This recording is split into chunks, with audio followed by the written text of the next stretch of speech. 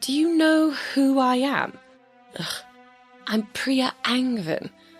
Plebeians.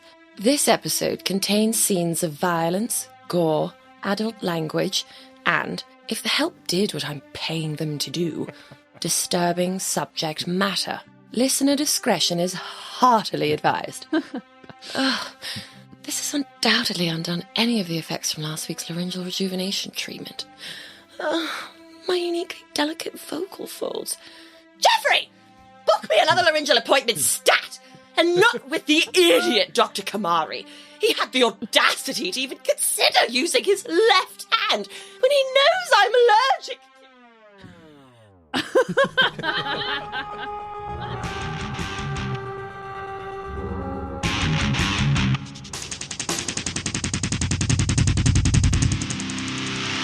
Hello and welcome to The Stars Aren't Alright, a Call of Cthulhu podcast set in the far future where there are robots. There have been no robots as of yet, actually. That might be false advertising.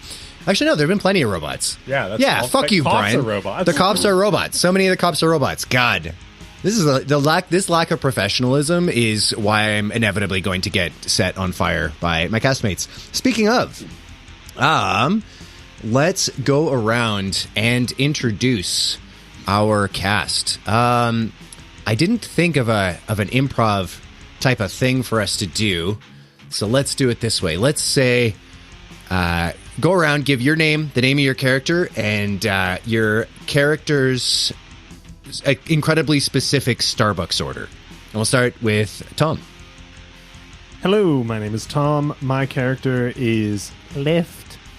And if Lift were to have the money or the wherewithal to order something from Starbucks, it would probably be the double chocolate chip frappuccino with extra whip and caramel and chocolate sauce.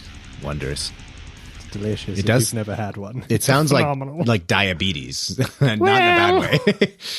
If you smoke them, if you have them. You know? All right, Catherine. Hello, I am Catherine, and I play Juno Angevin. Juno's Starbucks order. There's so many she could choose from. This is how Juno orders at Starbucks as well. How... There's a line of 40 people behind her. She's like, it's so a miracle many she hasn't been punched in the back of the head by an under-caffeinated person. That was Percy's job. Yeah, that was Percy's Punch job. her in the back of the head? No, to take the punches. To take the punches. Until he took one punch that was too powerful. Anyway, sorry, continue. Juno's coffee order at Starbucks would be a grande latte, but she only likes 1.5% milk. So she will ask them to, or previously has gotten Percy to ask them to mix your 1% and your 2% milk together. Absolutely not. Absolutely not. Well, they have to. Don't they know who I am? I mean, yeah. I'm imagining. You ever think the wrong person died when Percy died? No, it's 1.5. You ever wish that this podcast was with Percy instead? Yeah, what was Percy's crime? Embezzlement?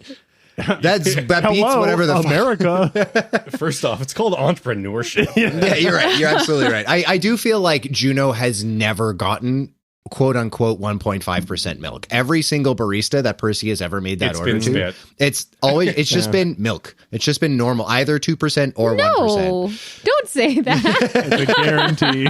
So like, of course, yeah, definitely. We'll definitely do that. And then they just make it normally, probably. Juno could tell. Where the other 0.5% is gone. Moving on. Alrighty, Leah.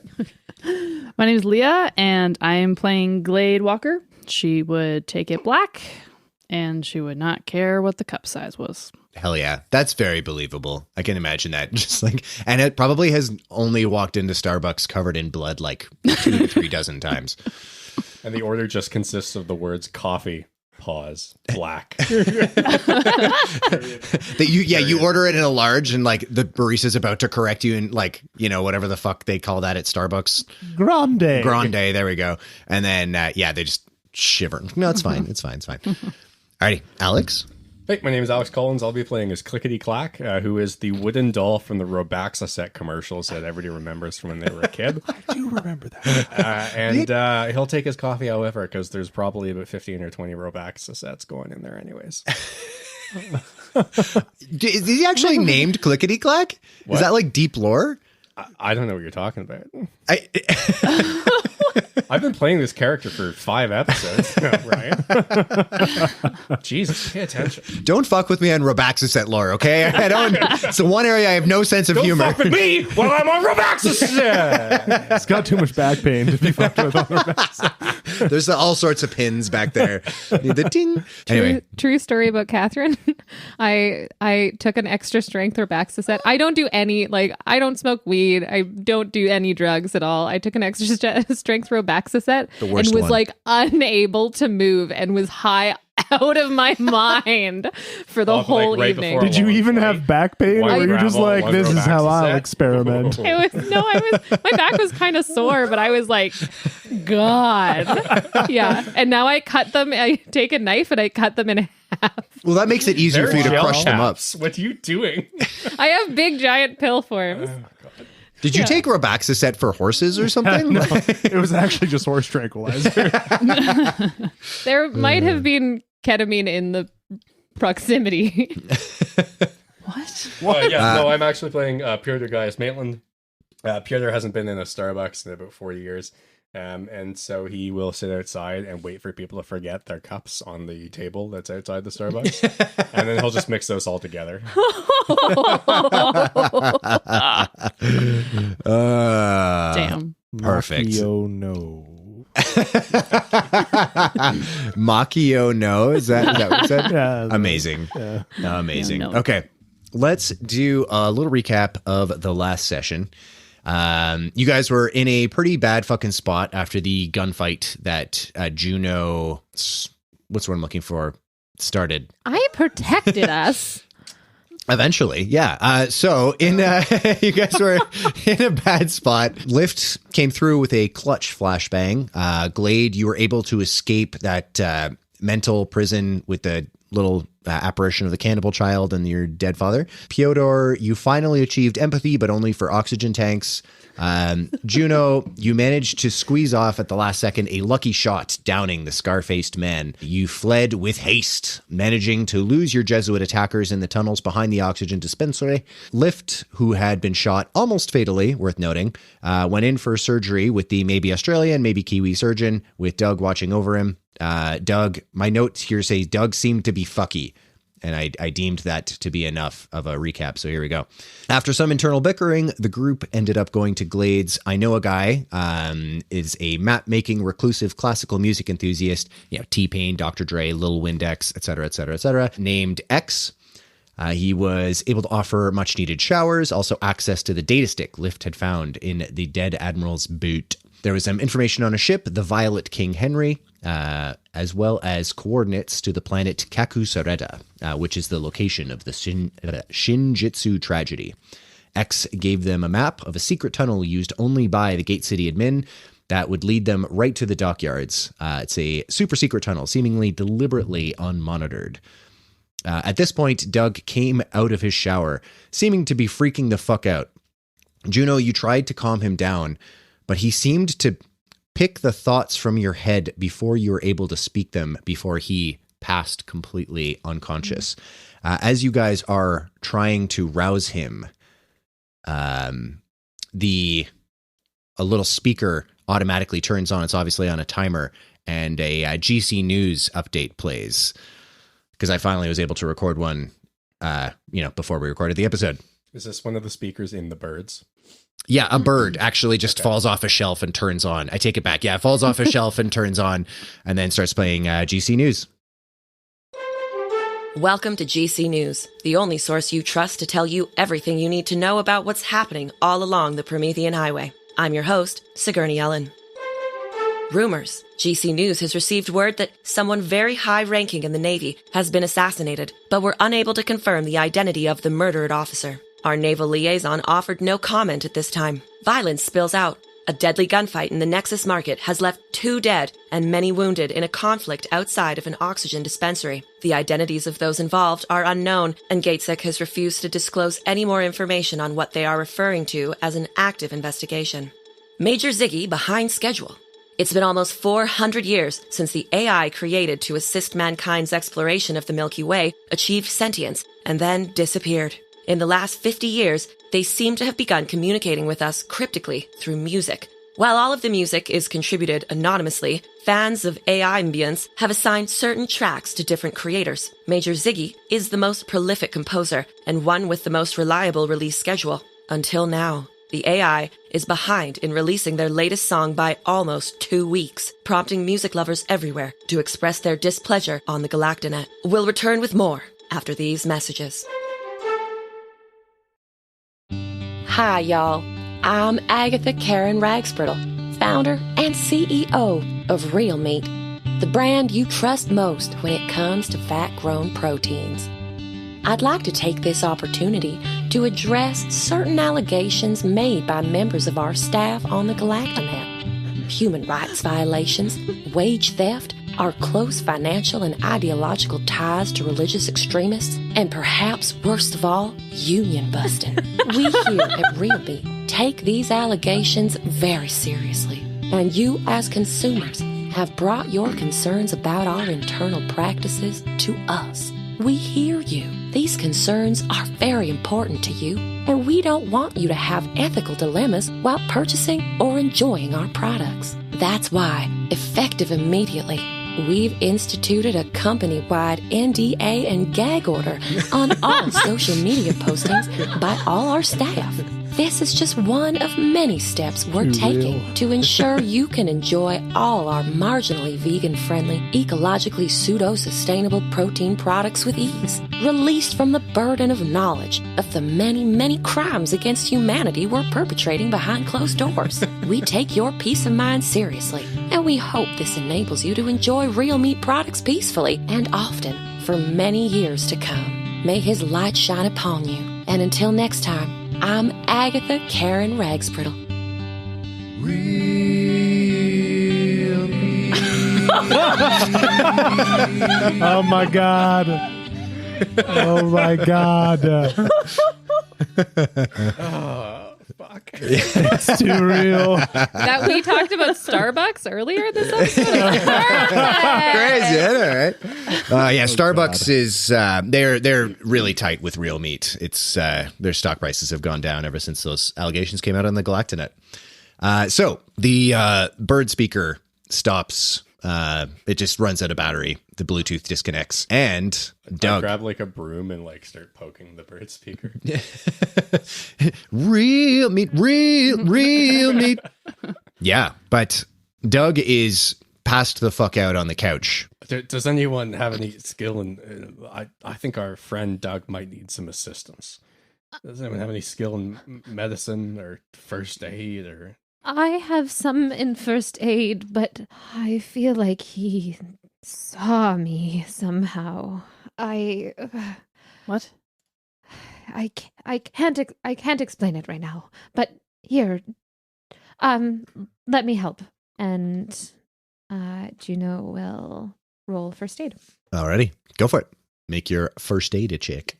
That is a success. A success. Okay, on a success, you're able to determine he is stable. His pulse is a little bit thready, and his breathing seems kind of erratic, but as you're like monitoring it, you know, you're not noticing like any sort of crazy paleness or anything like that. Like there's a little bit of sweating that you kind of saw before. And as you can see him, you know, kind of sink deeper into like what you're determining to be probably sleep, the pulse just kind of steadies a little bit, and the breathing steadies a bit as well. So you're not like worried about shock or like a heart attack or anything like that. Have I done anything to help, or was I just diagnosing with that roll? At this point, there's not really on a first aid check. I don't really see there'd be a lot you'd be able to do in this scenario. It would be more just like ensuring that it's not like something catastrophic. And from what you can tell based on your success, I would say like you're pretty confident that you're not worried about him like dying anytime soon. Is he all right, Faith? He is physically all right, but there might be more to Doug than we ever really expected. When he wakes up, I want to have a conversation with him, if we can.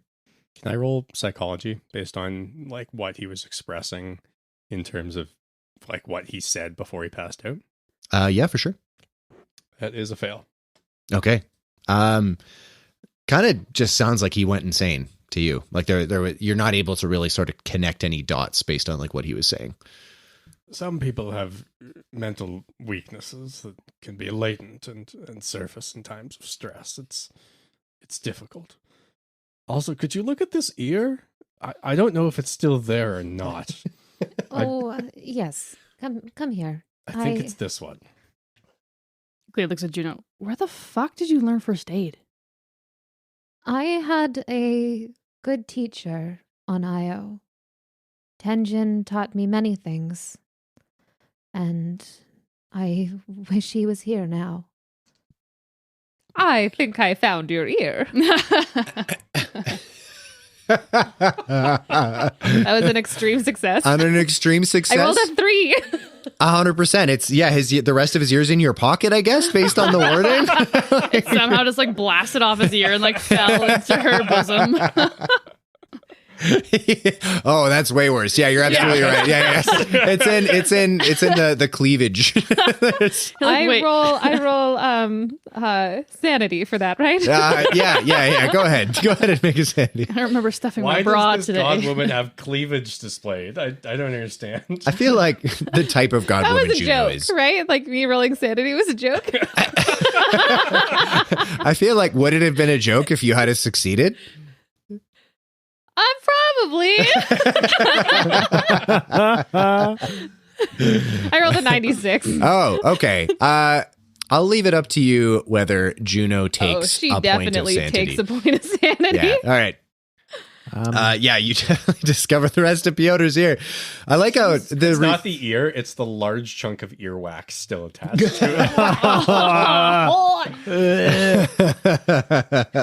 it. This is okay. Let's get this. Fantastic. Could you put that back on? Yep. Honestly, man, what shithole did you crawl out of? Oh, just Well, I think the sewer. We established this. And the education sector. Oh. Well, I mean, there's many good careers in the education sector. It's actually something of quite a bit of prestige, but I wouldn't expect you to know that, being only a part-time lecturer. Left? No, it wasn't intended as a roast, but how long have you been an adjutant to the dean? First off, my title is Assistant Associate Adjunct Tutor Probation. Okay, you know what? No, that's fair. I don't think anyone actually cares. When is Doug gonna wake up? We need to get out of here. This brings me to my second point. He has panic naps. This resembles What? something that has happened in the past. I have them sometimes too, you know. Ex-military and all that. Sometimes your brain just goes... pew. You know, Caspi, back me up here, brother. Do you have any 40s? Doug will wake up faster if we can nestle one into his arms like a wee babe. Oh, we have a ton of 40s. Can I grab one? Absolutely. Wonderful. You are a gentleman, sir. Word up to your mother. I'll pass it along. A nap? Okay, when is he gonna wake up? When he gets his 40. Chill, homie. Do I regain some type of hit point from Catherine's first aid? That usually is within an hour of the initial injury. However, that being said, could everyone go ahead and make a con check for me? Fail. Fail? Also a fail. Also a fail. I got a 95 and I got a 94. And I had the fucking audacity to laugh through 95. Stuck on that. I succeeded. Yay! I also succeeded. Yeah, plug that in. Yeah, absolutely. We should make that, a little soundbite. Put it on a little fucking thing. Yeah, okay. So the two of you, pretty much everyone at this point has been awake for quite a number of hours, and you just do a couple of incredibly strenuous things, like namely walk through space for a whole bunch of kilometers, and then also, get in a gunfight and narrowly survive. And the lack of sleep coupled with all of these things immediately just hits you like a wave of exhaustion. The people who succeed, you're not like overcome with the exhaustion, but especially you Lift as like a, you may not remember your military experience, but you know what it looks like when you can see that storm of exhaustion coming on the horizon. Speaking of panic naps, how is the gang doing? It's been a long day. All right, Professor. Sleepy. Can I get you a 40, big man? I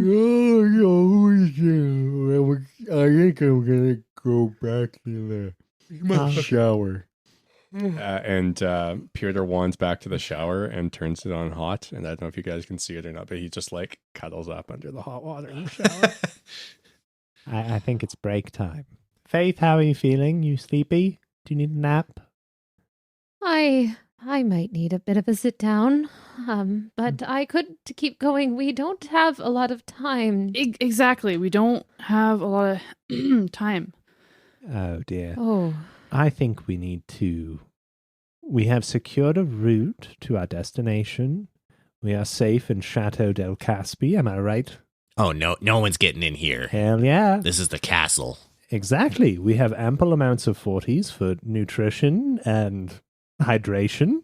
I am personally feeling quite tired, having undergone surgery, dramatic amounts of blood loss, working my good throwing arm.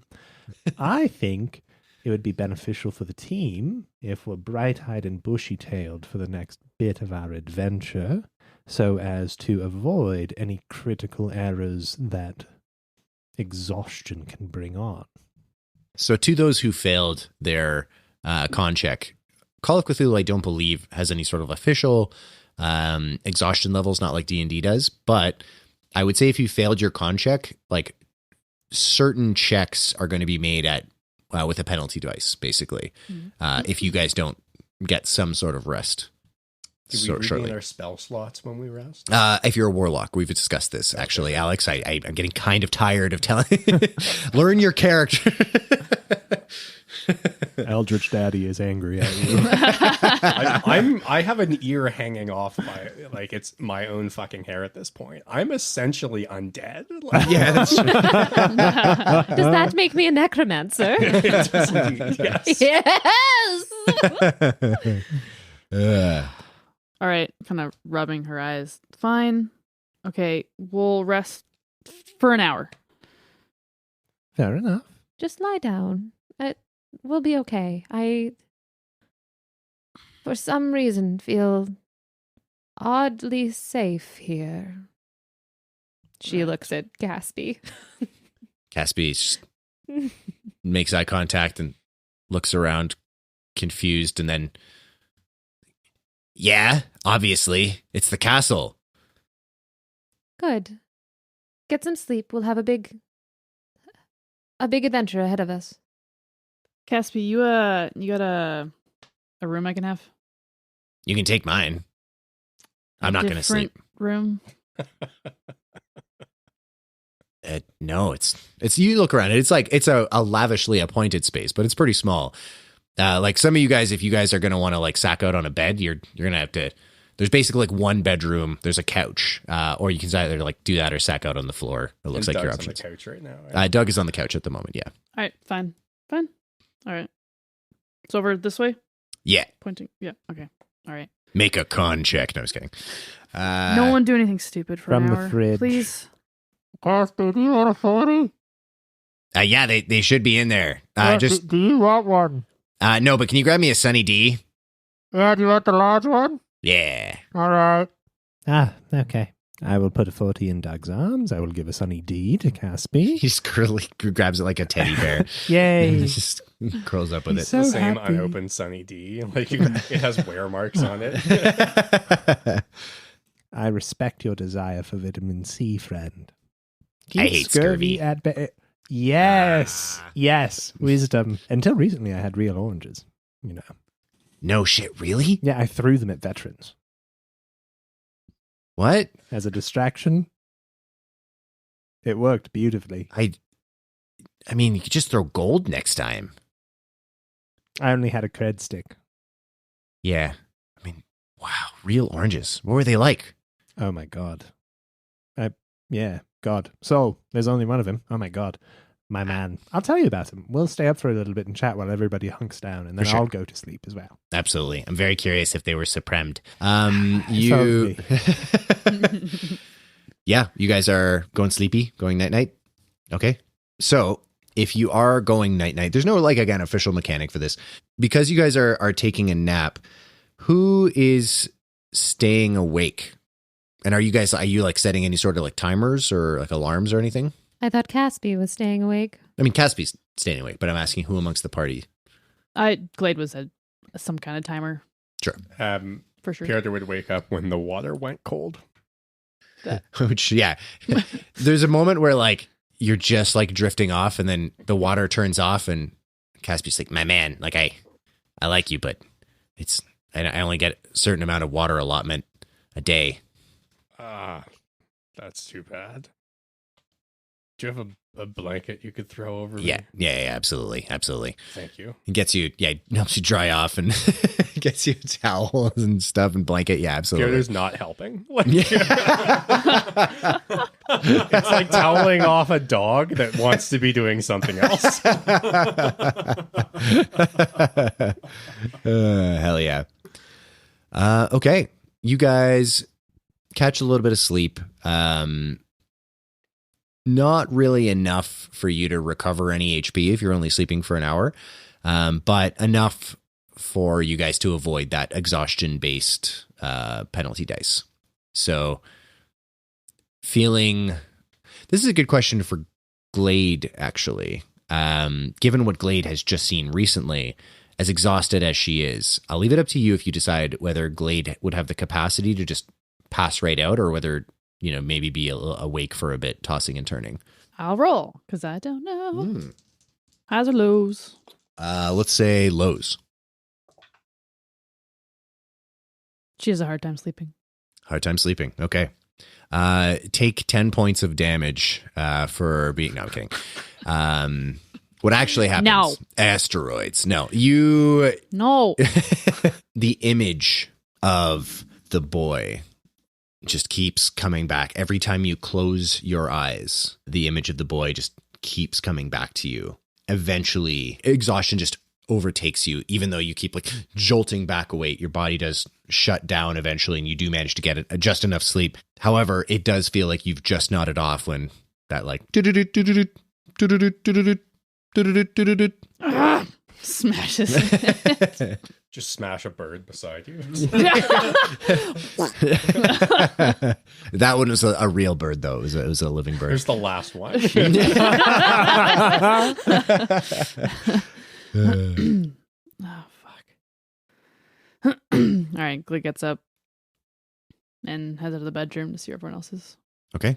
So Glade, I imagine, probably has to wake everyone else up unless you guys also set an alarm. Pyotr's an old man, so he's woken up 10 minutes before everybody else for no good reason. It's just like... I just kick him.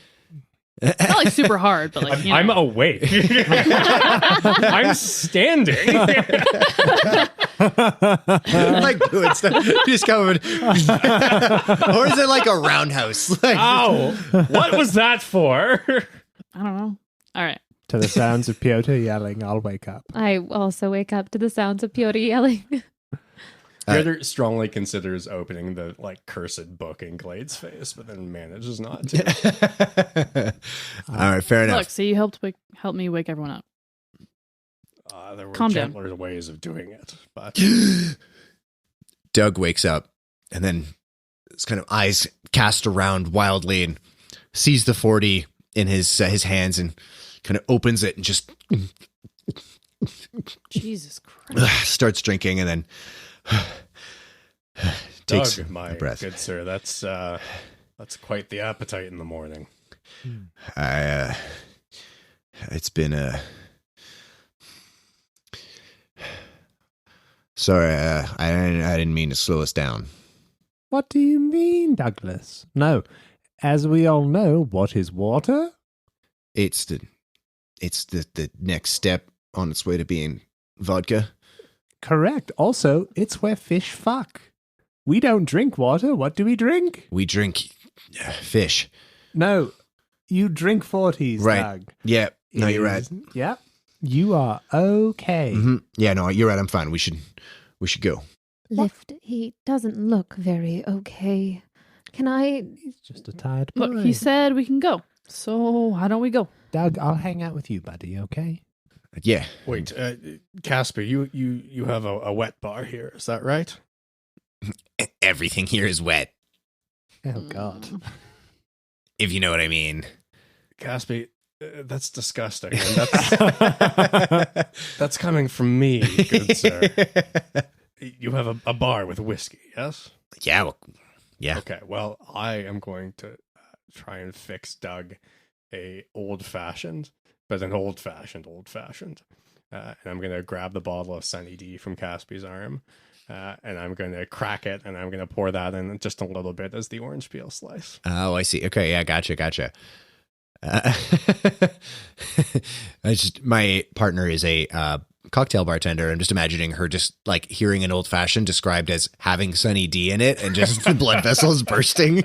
Well, I'm like right now, Glade's looking at you like, yeah, I don't like you even more now. I think I like Noted. him. I think I like you a little bit more, actually. This is very creative, very unexpected.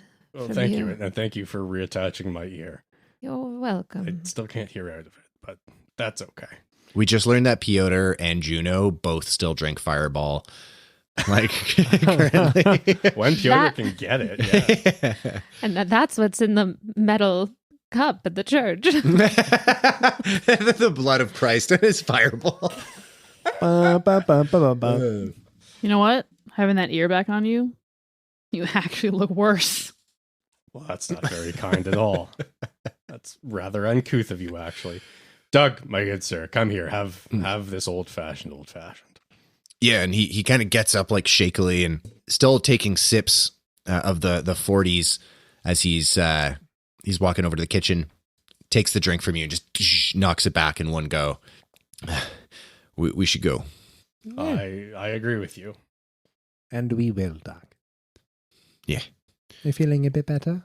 We should go. All right. All right. As we We- depart, I'll stay close to Doug. Makes sense. Casper, sir, thank you for your hospitality. Rest assured that we will no doubt pay our bill to you as is due, and if and when it becomes due. Can I interest you in some shares in a thought venture, perhaps? Oh, yeah. I love thought ventures. You seem like the type of individual who likes thoughts. So Oh, absolutely. excellent. I'll write you a receipt here for 100 shares in Thought LLC. Yes. Yes. Caspi, Yes! I would not trust him. I'm going to roll some dice. I don't know. I mean, this seems pretty legit. Like free shares? Glade, come on. Well, don't come crying to me when you get fucked over. I How also, could you get fucked over? This is capitalism. I also have shares in Thought LLC, as does our good friend Doug. Amazing. I'm getting in the ground floor here. You are. Absolutely. Yeah. This is Incredible. very much. Everywhere. This is. I'd go so far to say it's in at the basement, Casper.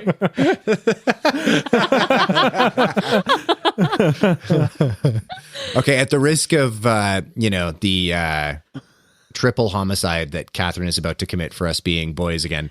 That was actually very funny. Yeah, that was good. So, what are we doing? I'm Right. following Doug. If I remember correctly from last game, Mhm. Caspi got us a map that led to a kind of like more private tunnel. The admin tunnels. Yeah, the admin tunnels that are Thank you. like he mentioned they were like very, very, very secret. Right. And if I remember correctly, the entrance was like super guarded. I think it was, There's just a Or- camera. There's There's a camera. Yeah, Yeah. there's I just a couldn't camera remember. on it. I can't remember the caveat. Just camera. Do you remember? Right? There was no camera, and it's Yeah. easy to get in, too. this is a consistent world, right, Brian? Yeah, It's of not like course. you make it up as you go along. No. If I remember correctly, a couple of the exits were heavily guarded and entrances were heavily guarded, but the one in the locks only had a camera. if I recall correctly, which I may not. Well, not in the be locks, doing. because we're outside the locks. We are not doing a spacewalk back to the locks. I veto the spacewalk back to the locks. Are you talking about the docks? We have to get to the Like, it docks. leads to the docks. It leads to the docks, and that's where it's got. If you are listening right now, tell us where you're going. Get at us on Anyways, social the stars media. on our right at gmail.com. Let us know. shoot us an email. What the fuck are we doing? We don't write notes, but we do read emails. I- Pass your information. I could honestly just go back and check the recording, which I probably should have done beforehand. But you know what? This is tabletop. This is premium tabletop content of the Game Master forgetting what the fuck. So here's what we're gonna do: straight up highs or lows. Oh god. Highs. There's an entrance in the Nexus Market, and it's unguarded. Lows. There's an entrance in the Nexus Market, but there's a security camera. Okay. I'll take them odds. I like it. Highs? 12. It's low. That's highs. Out of 100. Yeah. if it was out On of a 20. D12? Oh Yeah. boy. Yeah. Nailed it. Oh man. And if it was on a D10, that'd be wild. Yeah. So there is an entrance in the Nexus Market. There is a security camera that you guys will have to deal with in some way. Okay. All right. So, yeah. Glade's going to head out. I will And follow Glade follow with the that. map to get close to where this entrance is. Alrighty. In hot pursuit of Glade with Doug and Pyotr. I am following Doug, and I'm explaining to him how Sunny D is just as good as an orange peel and an old fashioned, and that's how they did it on Saul, anyways. Except there it was real sun in the Sunny D, which kind of made things better. Doug seems like he's barely listening. He's off in his own little world. He's making like vaguely affirmative noises, but you can see him as you guys are walking through the Nexus Market, and there are lots of people around. You can see his eyes just kind of like flitting around, and he just keeps just nursing that 40 until you can start to see it kick in. And then the minute that the boost starts kicking in, then you see him able to start responding to you guys again. The eyes stop flitting around quite so much. You guys make it through the Nexus Market to the place where you know this entrance is without incident. There's like a two shop fronts that are close to each other, and there's like what looks like a little access corridor that leads in behind them. What are the two shops? The two shops, one is a jewelry store, but specifically for toe rings. And they've come back in a big way in the 2900s. Come and gone. Very busy. There's a line out the door, actually. And on the other side is a t-shirt printing shop. But they only print t-shirts for infants. And they refuse to print anything that isn't the swear words. It's just swear words. Just swear words for infants. Swear word t-shirts for infants. And that place is weirdly not as busy as the toe ring place. I mean, that makes sense though, because the foot fetishists will go and get married, and then if it's not a shotgun wedding, then they don't need the t-shirt for the infant right away. Exactly. Yeah. The same owner owns both shops. It's their way of literally cornering the market, because this is in the corner of the market. And in between these two shops, there is an access corridor. And you know that if you go down that and then around the corner, that's where this entrance to this like GC admin door is. And you know that the camera is kind of right above the door. So do with that information with what you will. For checks on like reprogramming things, you mentioned library use. Library use, it depends on the context. So library use would be like accessing information on a computer, Right. probably less like reprogramming things. This would be a like sysops or a tech repair, something along those lines. I guess we should discuss how we're going to get past this camera before we go down this hallway. I wouldn't want to get spotted. I think we've had enough of an adventure for this station. Two trains of thought.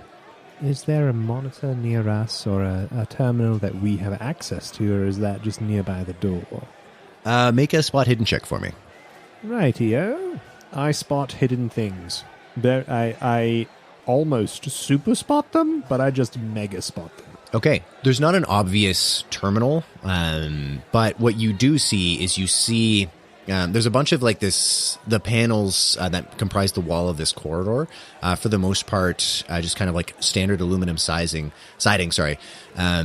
But one panel in particular, just something about the way that it's set, you deem it to be essentially like an access panel for some sort of like maintenance purposes, like be it circuit breaker or whatever. But it would be in front of the camera, like the camera would see us. No, because the hallway will be, it's like an L hallway. This is in the L before the door, so you'd still be out of sight, ostensibly. All right. I will walk up to the highly suspicious frame of paneling on the wall, and I will just pop it open if it is easily done so. For sure. Easy enough to do. All right. Behold, electronics. Does it look like there's a terminal, or is it just cables running to and fro? It's cables and circuit breakers. Oh, shit. Almost nothing is labeled. Perfect. Anybody good with electronics? Faith, looking at you. Why would she know anything? Not She's from Seoul. They've got big brains. I have a big some brain. of us use our brains for more noble pursuits. So but- you can do the electronics. Yes, why don't you do the electronics then? Well, I think there are many ways to solve one problem, and I wouldn't stoop to being a mere mechanic here. But Fair enough. I have some training with this. What about yourself, Glade? Any? Glade's eyes just twitching right now. Okay. Noticeable twitch. is Leah's eyes twitching? Okay. No, just Glade's. Team, we've got two options here. I can give this a shot. No guarantees. Or I could throw a knife at the camera and break it. Which, again, no guarantees. It's a small camera. How many people are at these two shops? Well, in the toe ring shop, there are 50. There are 50 people. And in the baby t-shirt shop? In the baby t-shirt shop, there's only like 5 or 6 people. That's still a lot of people. Yeah, for the baby t-shirt shop. For the swearing shirts for infants. Yeah, for the specific. My goodness. The name of the shop is Little Turds. Are you proud of that? I am. When I started that sentence, I did not know how it was going to end. So yes, I'm very proud of it. I thought it was going to be like, osh, gosh, but fuck you. That's a brand that they carry, obviously. I look at Pyotr and see him looking at the groups of people, and I shuffle closer to him and start speaking. And I think we can. Oh, sorry, that's your bad ear. And I go to the other.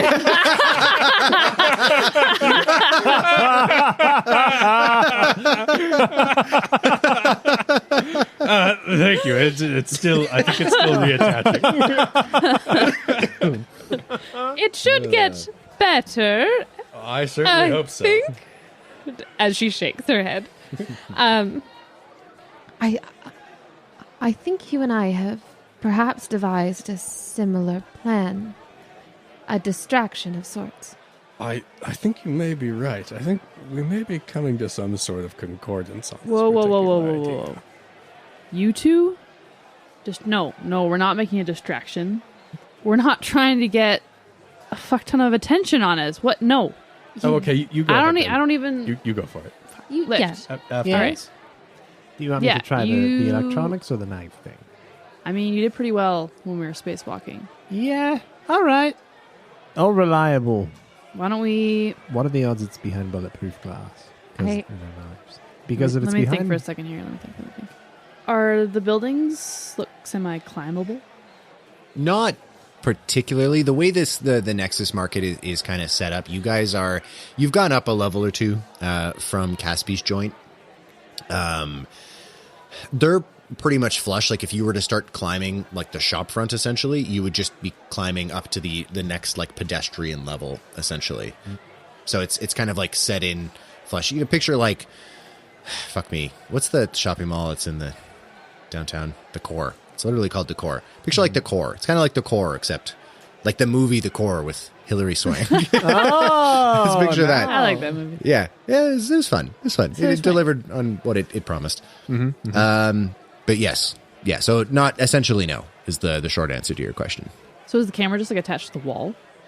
You haven't seen it yet. You just know that it is there, Right. basically. Okay.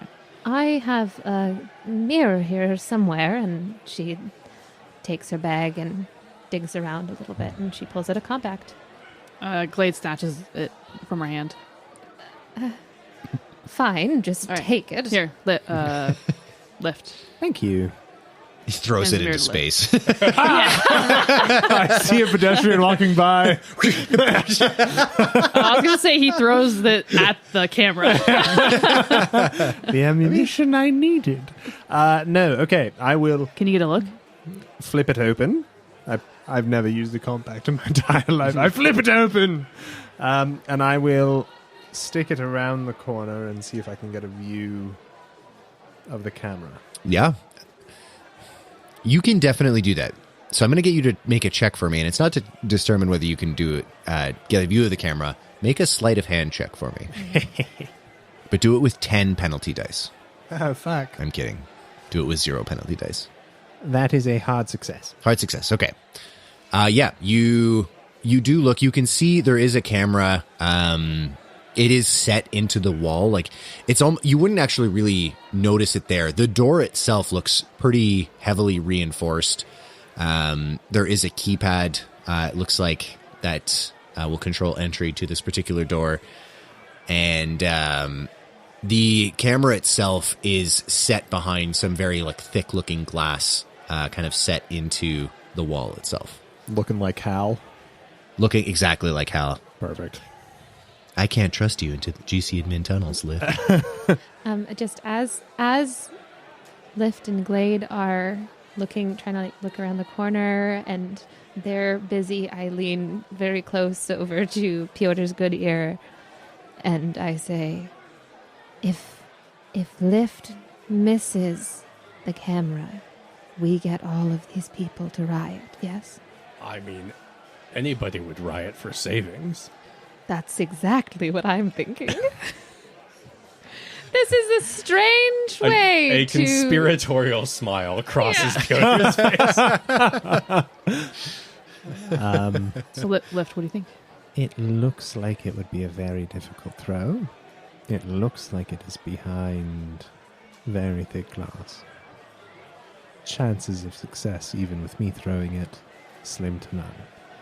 Okay, well then maybe we just need something that will blacken the glass. That could do. Let me see what I have in my belt of wonders. Oh, I have an idea. I Okay. have duct tape. Okay. I'm not following the idea. If I can devise a way to attach the duct tape to the end of the knife so that when it impacts the camera, it applies the duct tape over it, it will blacken the camera. Duct tape. Duct tape? How is that? Sorry, how is that going to be easier than just throwing a knife in it? Well, the duct tape will stick to the glass, whereas the knife might not break it. Right. Pyotr's Right. staring at Glade. That's all I've got. Just It's a long corridor. I can't sneak through it to apply anything. I don't have a smoke grenade. I don't have any grenades for that matter. I have a knife and a pistol, and that's it. This is incredibly tabletop accurate Yeah. to the point where we spent 30 minutes trying to open a door. Yes. I haven't put a door in front of you guys yet. I was like, it's gotta fucking happen. Okay, Juno looks at Pyotr and at Glade. Well, you've heard his plan now. Now, don't now you can think... we do our plan? Can we do our plan? How about we don't do your plan? You tell me your plan, and then I decide if we do your plan. Sure, I'll tell you my plan.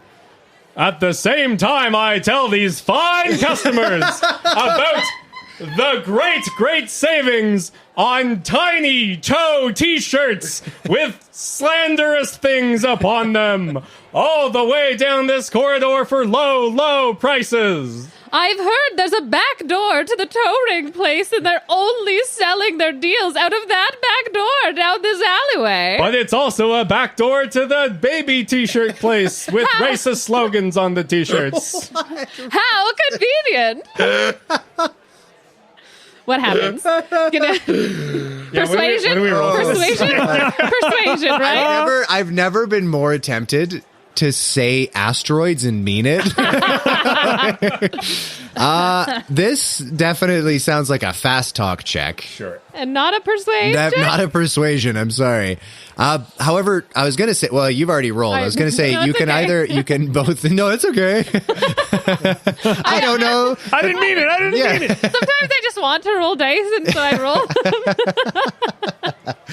I will say one of you can roll with a bonus dice because you are helping each other, much as it pains me to offer it in this scenario. Or you can both roll. Now, Catherine has already rolled. But I wouldn't have been the one to roll for fast talk. I honestly would not have been the one to roll for fast talk. That was not that was honestly me just being a shit. You can't see, but There's a strong side squinting. eye. Yeah. Pay the price for being It's like, a yeah, shit. I rolled, but I rolled badly, so, well, we won't count that one. We'll do another. No, I'm kidding. I trust you. I shouldn't, but I do. I will roll. She is a preacher. With a bonus dice, yeah. Yeah. Don't let her near the infant store. Yeah. Oh my God. Keep her away from the t-shirts. Yeah. Look, facts are facts, people. That is a hard success. Okay, fuck yeah. All right. No, I just like rolling dice. Wow. I mean, we all like rolling dice. That's why we're here, but Rein it in over there. I did just roll a 1. Yeah. shit. Okay, well, She was I trying know, to I fast know. talk. you should have saved it. Just like to- Yeah, your stupid plan works. What do you mean? It's not a stupid plan. You gave us 55 people, all that were excited about shopping. What did you expect from us? So what exactly is happening right now? Yeah, so let's get into that. Let's dig deep into that a little bit, I guess. So, hard success, you say. Yes. Where are you guys relative to the tunnel, to this access corridor? Well, I just mean- checked I the think we're in corner the- with a I know. I feel like bag. Lift and Glade were both standing like right along, like If near the the corner. was here, we were like leaning over and talking about a plan. Right. Do you guys remember that part in Jurassic Park where they're sitting in the Jeep and then he looks at the cup and it just... Do I just look over at Doug's 40? And they're coming. yeah, and some fucking like 28 days later bullshit. For toe rings? They're a hot item, okay? It is big in 2903. Are you kidding me? It came back. Offensive onesies, too.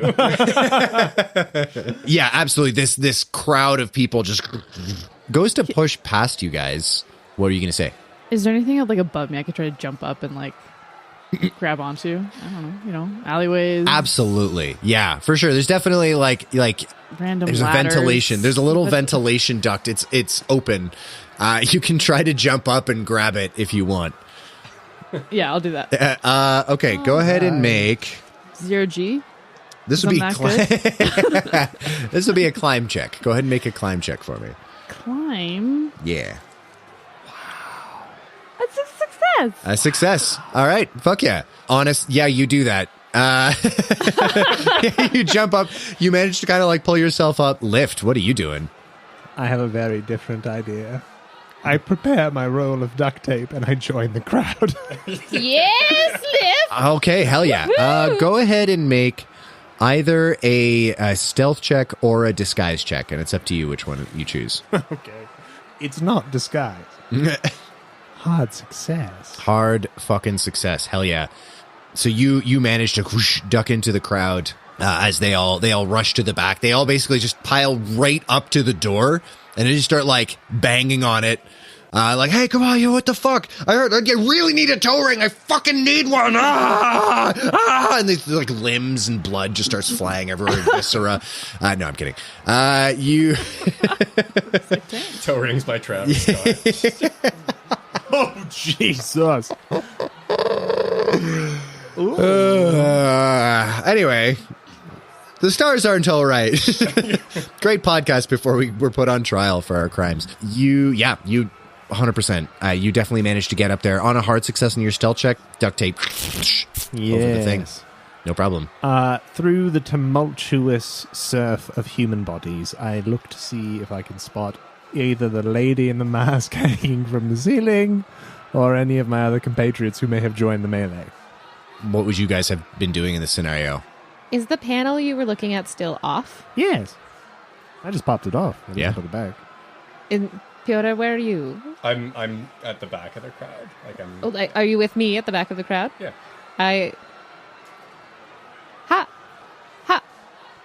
How do we feel about just cutting all of these wires? Do we feel good about that?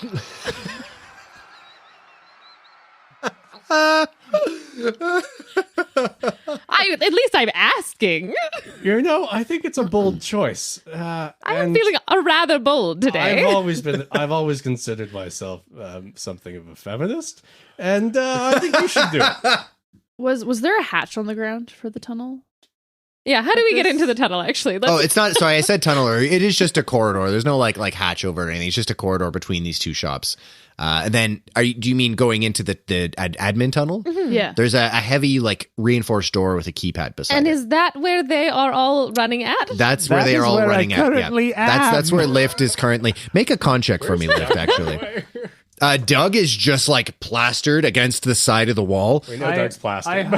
I hard succeed on my con check. Okay, you're fine. You don't take any damage from the Black Friday crush. Great.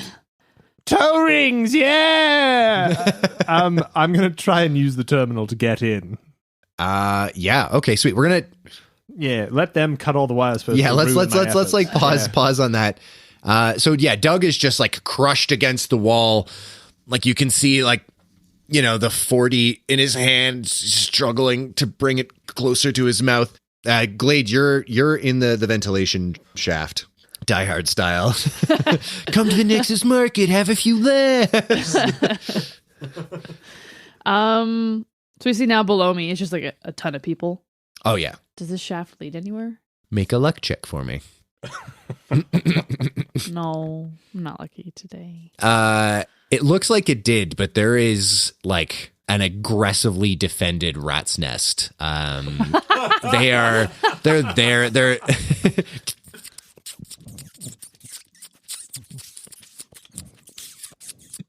That's all good content. This is worse than the thought trust. The rat noise All gang? three of you doing rat noises is worse than the thought trust. I don't know, rat. Caspi's just in that nest. Hey, but it looks like this particular part of the ventilation shaft is quite wide, and it does look like it keeps going, but it gets down to normal. What an actual ventilation shaft would be, which is actually quite small because air doesn't take up a lot of space. So no is the short answer to your question. I don't know why when you ask me a question specifically, you're like, okay, how do we go through this door? And I'm like, well, in the beginning, the universe. It's true, actually. I don't know why. You like to story Rats tell. are a type of dog. Okay. Did you know that dolphins were just wolves that gave up? No, that's Orcus. Sorry. If we aren't going to do anything else, I'm going to cut all of the wires. If this is the only plan we have. And I support this plan, and I take 3 large steps back. Go ahead, Juno. Make a luck check for me.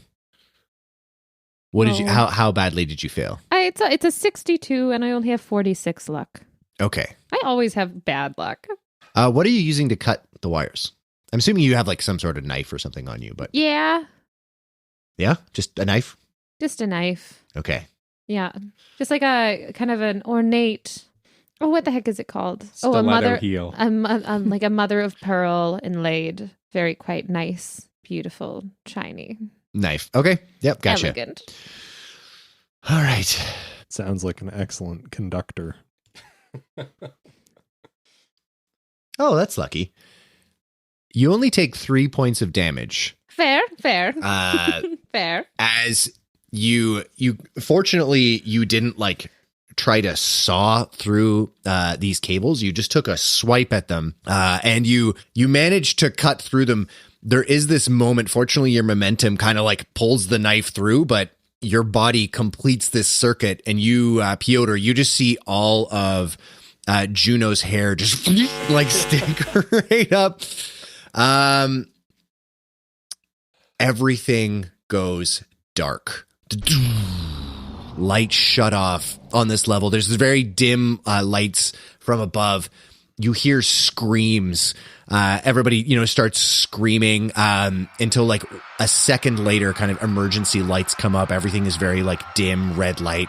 You hear an alarm start like dun, dun, dun, dun. And you thought we were going to draw attention to ourselves, Glade. I'm not around you. Oh. And you thought we were going to draw attention to ourselves, Glade? Can you step back from the mic before you yell? You have never asked me to do that. That is true. That is very true. It's just this block of noise. Those soul fuckers. 2 possibilities flash through Lift's mind in this moment. 1, the door is now dead, and I can no longer open it. 2, it will be powered by emergency power, and we still have a slight chance for success. Which of my 2 realities is reality? Make a listen check for me. I'm not good at that. Also, what's the crowd doing?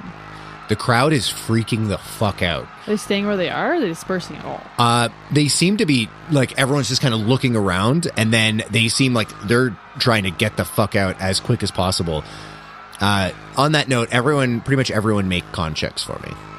I was near the very front, so I wouldn't be trampled on. I will say make a con check, but do it with a bonus dice. What did you get on your listen check?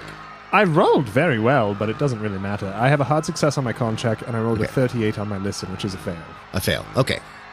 Success. So you're fine. It wouldn't have mattered because you're up in the ventilation thing. I got extreme success for con. Extreme? Success. Okay, fine. You guys don't take any damage from the Black Friday crowds. I just look like Miss Frizzle. Exactly. Everyone just gives you a bit of a wide berth because they're like, I don't know what the fuck's going on there. I step forward to Juno and I go, are you all right, dear? Most electricians are men. Holy shit. I can see why that was a bad idea, but I do maintain that we did something. Let's see if we can get that door open. Everything is fucked! Alert! Team, everything is fucked up. The lights are gone. The panel isn't working. Someone fucked everything up. I don't know who that could have been. I think Glade might have had something to do with it. I think Glade had something to do with it. I second this. I, again, still look like Miss Frizzle.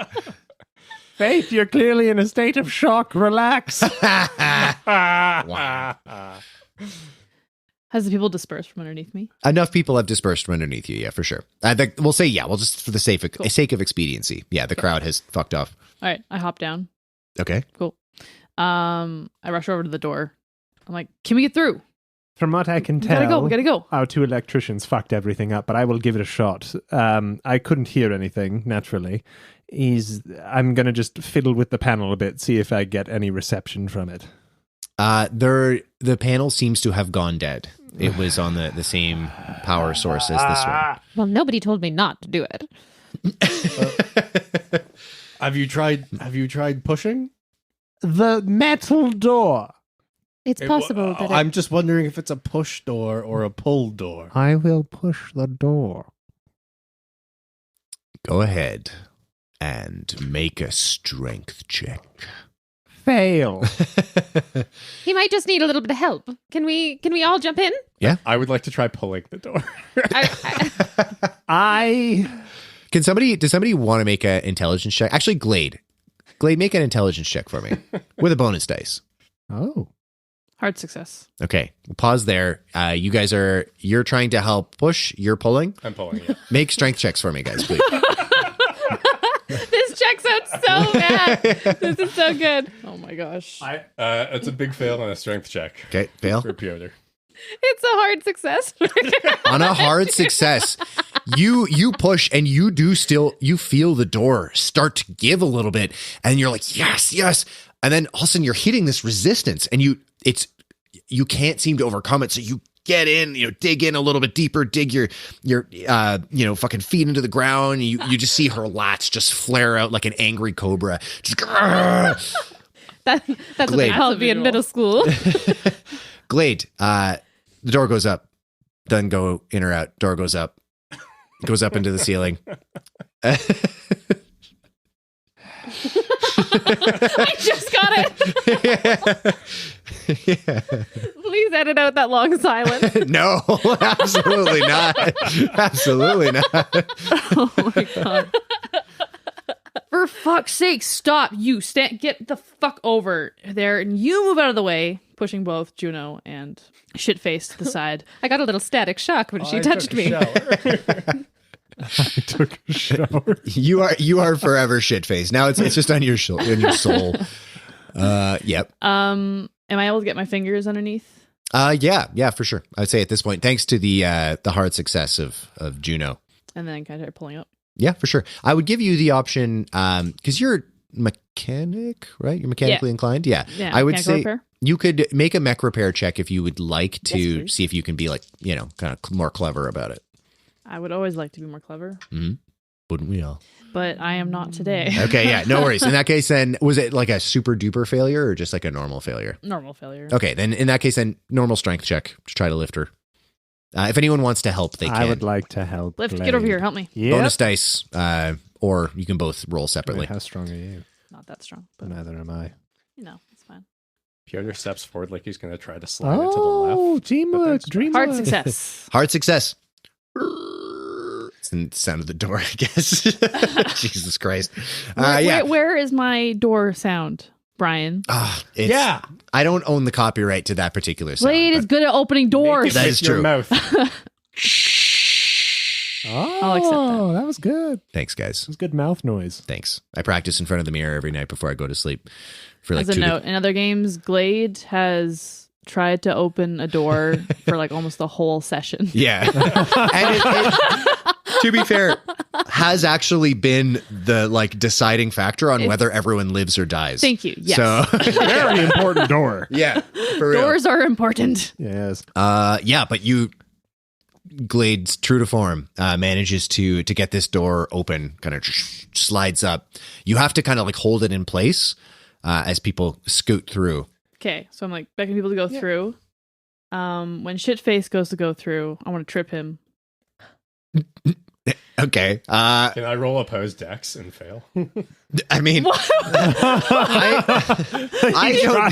Tries to avoid it, hits his head on the door instead. That's what I want to do. I just want to roll dex. I don't get to decide whether or not you fail. That is the dice's job. However, I will say, yeah, brawl check opposed with a dex check. Brawl check. Or like brawl on your part, Yeah. Glade, opposed with a dex check. Okay, so that's a fail on dex. Okay, you got what you wanted. That's a success for Brawl. How do you want to do this? Okay. I mean, I'm just picturing that I just kind of put my foot out as he's going in. He trips and falls on his stomach, and he's the last one. Mhm. And like, so I let go of the door and I go in and I walk over him, like step on his back and walk over him. Like that's how mechanics get shit done, asshole. That wasn't very kind at all. I will not be leaving a tip. As the last person goes through, I'd just like to remove the strip of duct tape I put on the camera. As the last person goes through, are you stepping in after? Yeah, so after the minute Glade lets go of the door, Then I would not be able to retrieve the evidence that the camera was blocked. Noted. I will mark off 1/99th of my duct tape. yeah, please do. I'm sure. Yeah, keep track of. Yeah, exactly how many centimeters of duct tape did you use? was a big But it actually runs out when you think you have 30 centimeters left. God, too real. too real, man. Pyotr Is gets it dark up in and- there? It is pitch black. Yes, there are no lights. Well, Not even I emergency see lights. You didn't see me there as I was coming through, but no worries, no hard feelings, shall we say. Shall we move? Doug, come on, let's go. Alrighty, you guys have entered Scary Tunnel. Scary Dark Tunnel. Dark Scary Tunnel. Not even emergency lights? Not even emergency lights. Shit. This is something I probably shouldn't, but it makes me feel so nice and relaxed. But does anybody have a lighter? I have a candle. I'm going to turn on my flashlight. I just put the candle away slowly. I was picturing just like it's like a whale oil lantern. You're like, yar. This makes me a harsh mistress. You turn on your flashlight. Looking at the map, you are able to discern the direction you need to go. Awesome. You guys get going. As you travel through, could I get pretty much everyone to make a spot hidden check for me? Pretty much everyone, except for Doug. Catherine just gave me a very worried look. Nope. Fail. Oh, very fail. But is that because Doug isn't around? Lift? I'm walking with Doug. I hope he's around. That is also a fail. A fail. Okay. So far, no problem. As you guys are walking, you are with Doug. Yes, Doug is with you. You can see it's pretty dark, right? And Glade is Glade. Are you the only one with like a flashlight? Has anyone else got any sources of light? I have a flashlight as well. Yeah. But Okay. I wanted to keep it secret. A secret flashlight. Yes. You can't let people know you got that. Yeah. So far, it seems like there's only one, so keeping it in reserve. Gotcha. Reserve flashlight. It's so that to that end, there's not a lot of light. Obviously, you basically what you're getting if you're walking behind Glade is just the kind of like reflected light back off of the surface of the hallways here, and you can see Doug just narrowing his eyes and like keeps closing them. He's got kind of like one hand on your shoulder and is just letting you guide him along. You doing all right, buddy? There's something wrong with this place. Like the space station or the hallway? I don't know. Would it be better if you had more light? I don't think so. All right. Well, just stay with me, pal. We're going to be getting off this rock soon, and everything will be better. Maybe it's even an Acarita. Maybe. I've always wanted to ride in one of those. Yeah, that could be nice, right? It is actually an Acarita. What? Doug, Wait, did you hear that? Are you serious? I did. It's actually Yes. an Acarita. They're not. I mean, they're not that special, but What? That's the ship. That's my. I mean, the church's ship. Of course, the church has the most expensive ship. And they're not that special. it's not the most expensive ship. I mean, it's more of a gimmick than anything. Anyways, Doug, if you're not feeling well, I think I might just walk. I'm going to try to move myself the furthest away from Doug to get the Liberum Dementi, the freaky book, away from him. Okay. Let's get a marching order here. Because the tunnel is big enough that two of you can walk comfortably shoulder to shoulder. But three of you could make it work, but it would be a bit uncomfortable. So you'd probably default to like 2 by 2. What's our marching order? I guess me in front with Juno beside me. Sure. And then it would be me and Doug and Pyotr. So Pyotr, you're kind of like falling back then. Yeah. As you get further from the light, Catherine just made a worried cat noise. I don't know if the mic picked that up or not.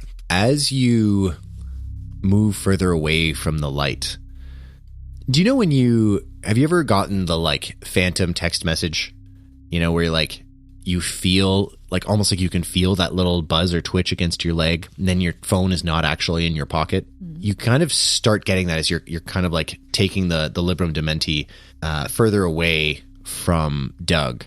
There is this, it almost seems to vibrate, but then when you like clutch it a little tighter, it's not really moving. And then just at the edge of your hearing, it almost sounds like somebody is whispering behind you. What was that? Lift, did you say something? What? No, Pyotr, we're being very quiet because it's spooky. Well, someone was whispering at me. I can't quite hear them because of the ear. What about the person behind you? I'm joking. Come on. Wish you wouldn't do that. It's just the dark. You were already down that tunnel. Nothing's behind you. Let's keep moving, and quickly if we could. All righty. If you hear more whispers, just let me know. I've got knives. Maybe do you and Doug want to take rear? Sure, yeah, you go in the middle. We'll make an old man sandwich. We'll bring up the rear. I used to have a folder entitled that. Anyways, let's go. I'd like to know more about that. Switch places with myself and Douglas, and you can be in the middle, nice and snug. Okay, thank you. Let's move. All righty. Lift. That's me. You hear whispers from behind you. The fuck? Doug. Are you whispering into me? No, I heard it too. You know that old saying, like it's the house just settling in? I don't know if that applies to the station. Would you like a religiously charged cracker? Yes. All right, yeah. Little num-num. And I'll have one too. Highs or lows?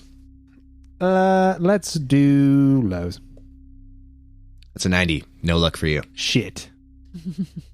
All right, well, we'll keep going. I will take out for defensive purposes. No.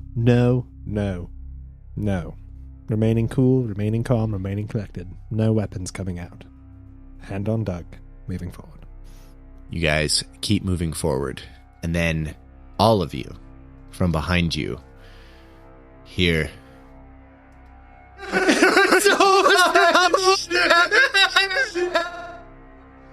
Glade whips around with the flashlight to look behind. Nothing there. Wasn't me, wasn't Doug. Is that you, shit face? Pyotr's shuffling to the front of the group, fast. No, that wasn't I me. think No, I'm Pyotr going- has the right idea. Let's go and go fast. Doug, go with Pyotr. Glade, double time. I now will take out my knife, and I'll keep up the rear. And I'll take out my emergency flashlight. You have a flashlight? I was keeping it secret, Why? in case we needed it. Okay. Run! As you flip Run. the flashlight around, there is what looks like a woman standing before you, not facing you. Her hair just greasy and kind of like clumped together. And then she's just standing there, shaking. She starts to turn around, and you can see little bits of blood on the almost like medical, the things they wear in the hospital. Gown. Sorry? Gown. A medical gown, yeah, that she's wearing. And she turns around slowly and shakily towards you. And as her face comes into view, you see black, red ruins where her eyes should be. And the holes focus on you, and she opens her mouth and screams. Could I get everyone to make a sanity check for me, please? Wow. Holes can focus? These ones can. I mean. We are good. Sorry, what am I doing again? Sanity. Sanity. Brilliant. Success. The book pulses in Pyotr's grasp, and for a minute it feels as heavy as 100 tons of bricks. And he plummets to the floor, hands wrapped around the book at the front of the group. Fail. Fail. When Juno yelled run before Glade could turn around, she started moving past Glade into the darkness. And as soon as the light hit this figure, she almost ran into it and just lost it. Oh, God. You guys scream. Everyone who succeeded, take a D3 of sanity. Everyone who didn't, take a D8 of sanity damage. Anyone get 5 or above? For damage? Yeah. Yeah. Make an intelligence check for me. Oh, no. Fail. I succeeded. Shit. Okay. Anyone else take 5 or more? Nope. Pyotr? I took 4. 4. Hell yeah. Okay. Wait, is this a horror podcast? Hold on. Juno, Hold on, good sir. could you roll a d10 for me? Yes. A 2. Okay. 2 more rolls for me. Mm-hmm. D4 and then another d10. I did make it clear that I like rolling dice, but I don't really right now. That was a 4 Okay. on the D4. Mhm. And that was a 6 on the D10. Okay. You started rushing ahead into the darkness, and then the flashlight whoosh, illuminates this woman before you. The red, horrid ruins of her eye sockets just stare at you, and as the light plunges into them, it isn't blackness, it isn't emptiness. You can see glistening bits of bone and brain in there, and kind of in this pulsing in a very unnatural way. As she screams, she reaches out for you. And what's your skill in psychology? Psychology or psychoanalysis? Either. 70. Okay. She reaches out to you and almost touches you, and then whoosh, vanishes from sight. And you realize she was reaching out for help. Mm-hmm. And your legs stop working. Mm-hmm. They turn to jello. You rolled on the D10? A 6. Okay. For the next hour, your legs do not work. So she falls. False. I just collapse on the ground in a heap, and Glade I- sprints forward and like rushes up to her, like sliding on the ground next to her. no, sure. you don't understand. They just need help. They need somebody to look out for them, and I have been distracted. I have been so distracted. What are you talking about? What the? Are you okay? Where? We have to get out of here, but I need help. Where did that woman I know go? you need a lot of help. Hey, look at me. Mm-hmm, mm-hmm. We need to we go. gotta get moving. We need to How are go. you doing? I can't. I need You can't. I need you to help me walk. Why? I cannot do it on my own. Okay. Glade goes to grab her arm and try to haul her up. Lift. Where did that woman go? There was a woman there. Take it from me, friend. She was never there. I saw her, but... Pyotr? Demons are often hidden behind your eyes. Get up. All right, let's go. I'm going to help Pyotr move. Doug helps you as well, and he's just completely, blood has like drained from his face. It's like covered in sweat.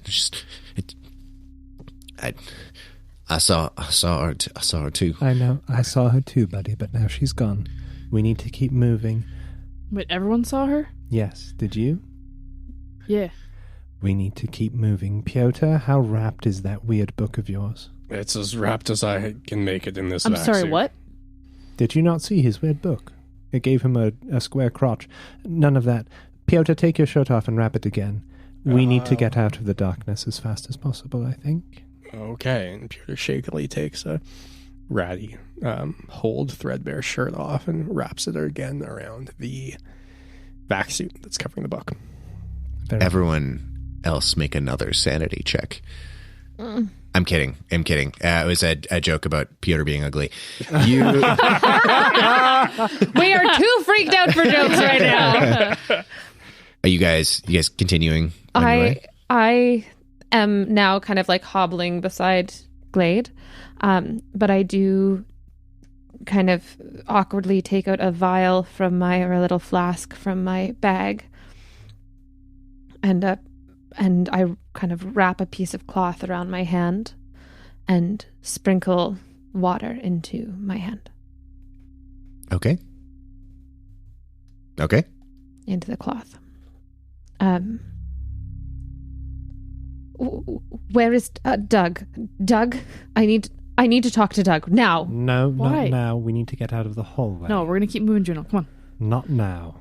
I think we should keep moving as well. Doug, let's go. Doug is just eyes skittering between all of you. Just looks to you, Lift. What do I do? What do we do? What you do best, buddy. Help people out, okay? You take Pyotr and help him walk, and I'll watch our backs, all right? Glade's got the people in front, I've got the people in the back, okay? We just need to keep moving now. Get to where the lights are. Yeah. All right, Yeah. let's go. Let's All go. right. You guys keep moving. Yeah.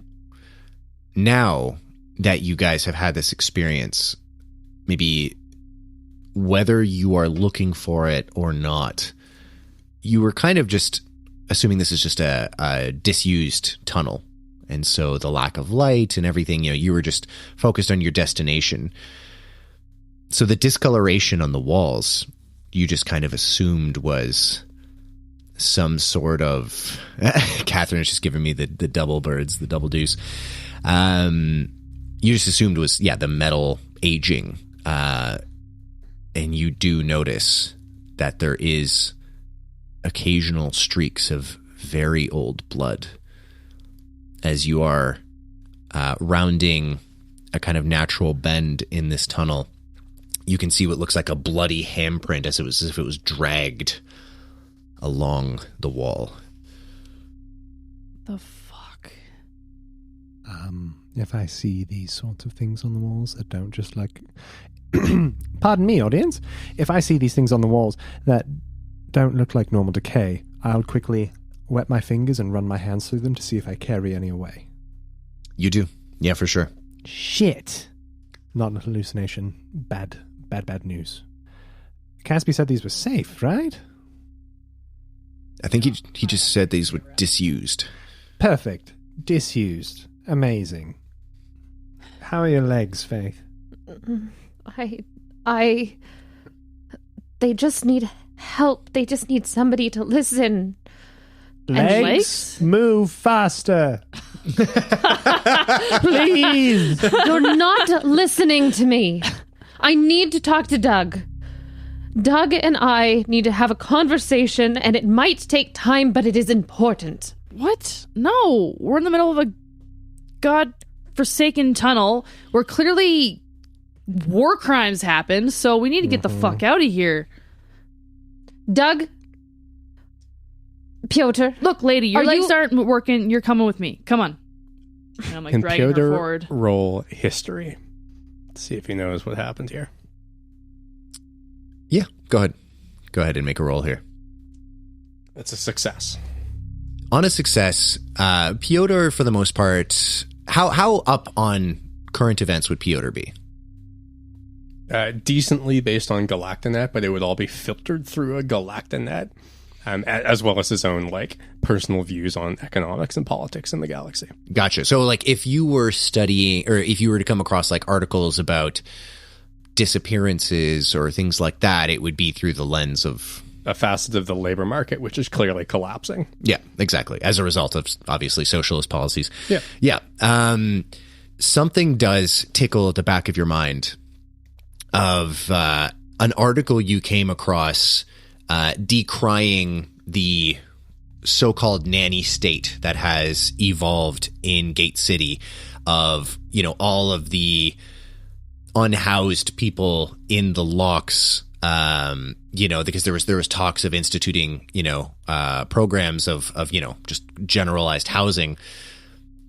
And then the article was obviously decrying the, GC admin's capability of doing this just based on the fact that there was a steady rate amongst the unhoused population of the locks and of the city in general that just was disappearing. And no one knew where they were going. But unfortunately, no one was really looking. And even this article that you read, they weren't concerned where they had gone. They were just commenting on it. Was an article about the failings of bureaucracy, essentially. I think we should keep moving. I don't want to disappear. So Glade's moving forward, pulling Juno along. Juno isn't fighting. As you you're going forward. You're still using this map. Haven't honestly really needed it too much. There's not really much by way of, forks or tunnels in this, but you are coming up to a fork. And you notice in one direction, the fork leads back to the locks. In the other direction, it will go kind of, if you were, it's kind of hard to describe because the station is like a three-dimensional object, but essentially will go like kind of under the station, like the belly of the station, under the gate, and then we'll end up in the dockyards. To the left? Was that? Yeah, so to the left will be to the dockyards, to the right would go back to the locks. We have to go to the dock. Yeah. We're trying to get off the station. Yeah, no, we're going left, everybody. Come on. All right. You're not quite at the fork yet. As you approach, I won't even get you guys to make listen checks. You hear like music being played off of, sounds like a small speaker. Can I do a listen left? check to see if I know what music it is? Kind of at the fork, to answer your question. And yeah, anyone who wants can make a listen check. Is it the AI music? Oh, God. I'm so bad at listening, there's no point in trying. It's a fail. I put my bad ear to it. Gotcha. Can't hear it. I can't hear it. Just thoughts are rattling around in my head. Okay. I got a success. Okay, on a regular success, what kind of music does Glade like? I'd say Glade doesn't really listen to music. That's fair.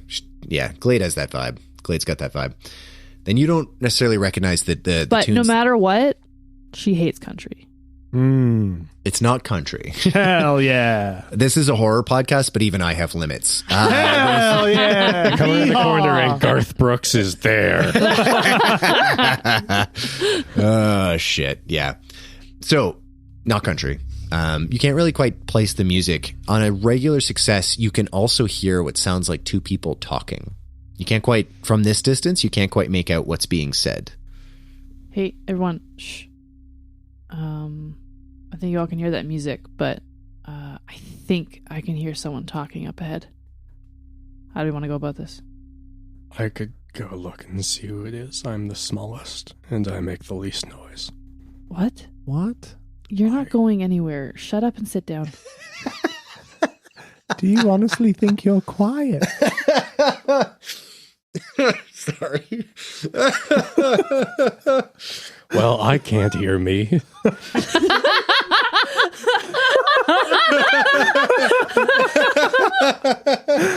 Touche, my dear.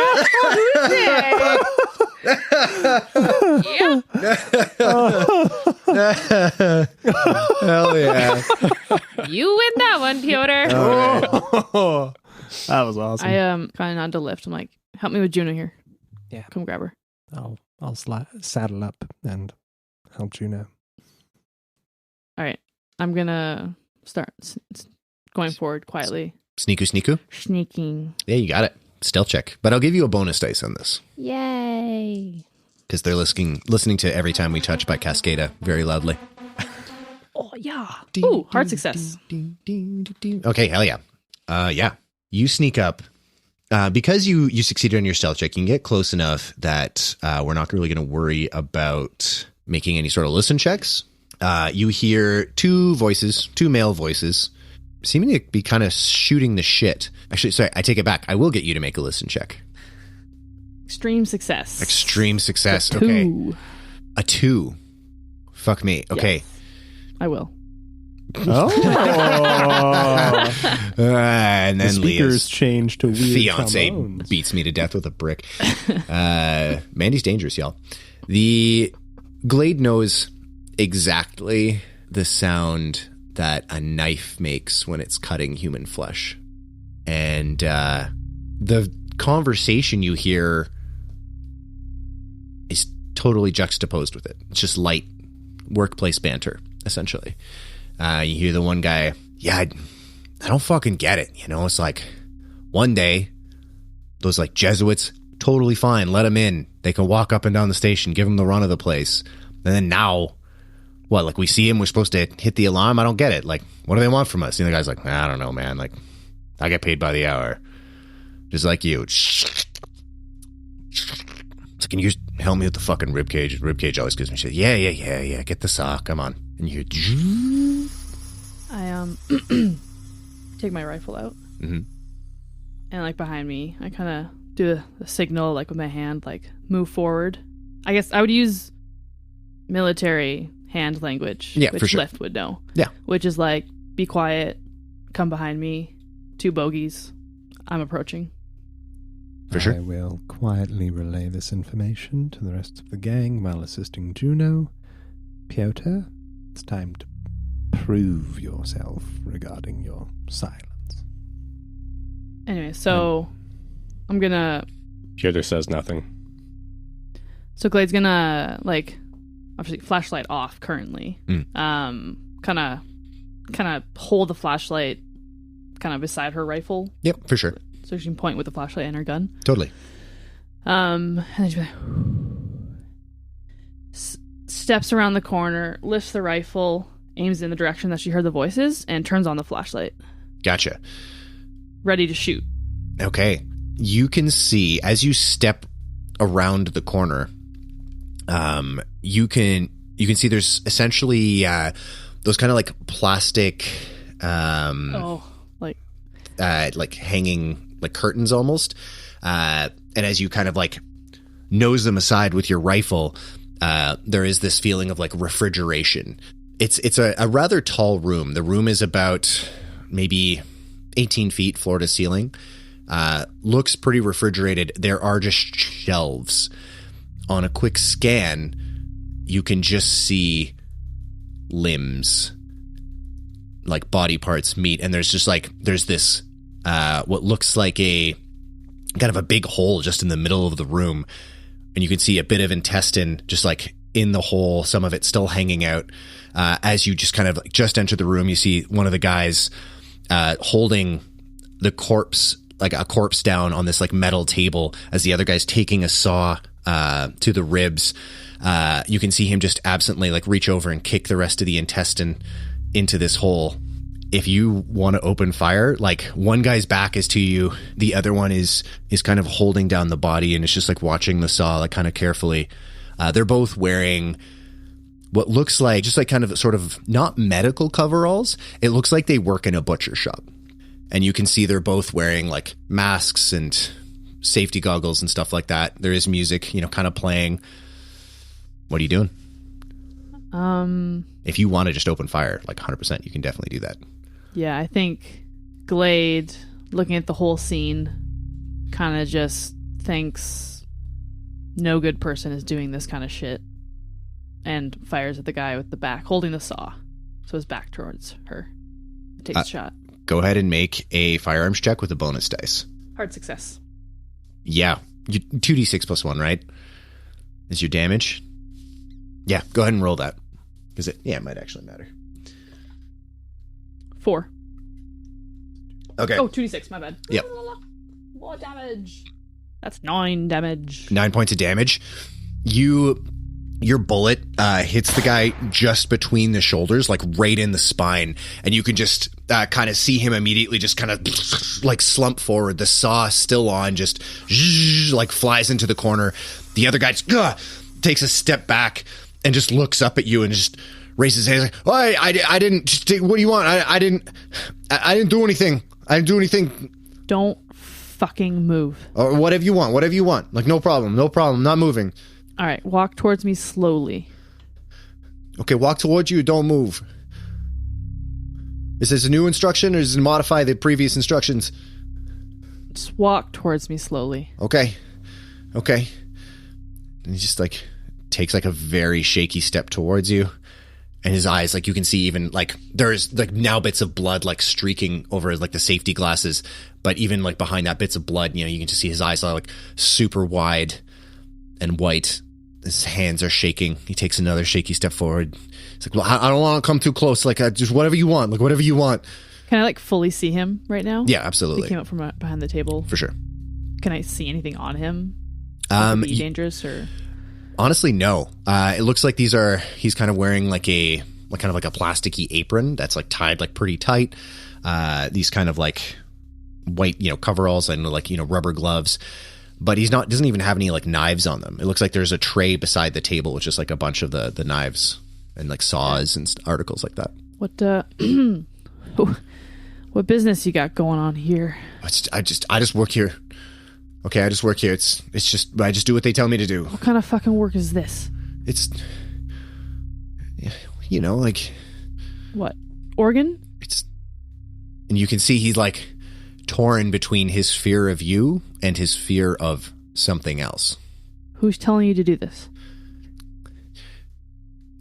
As you look at him, so limbs, bits of flesh, everything in these like tubs along the sides of the wall, you can see kind of in the back corner, there are a few sealed refrigeration kind of like tubs that are loaded onto essentially a dolly.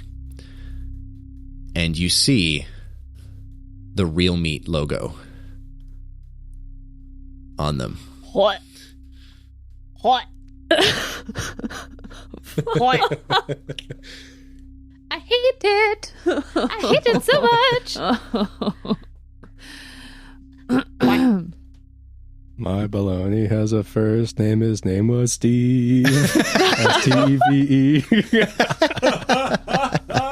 My baloney had a second name. His name was Richardson.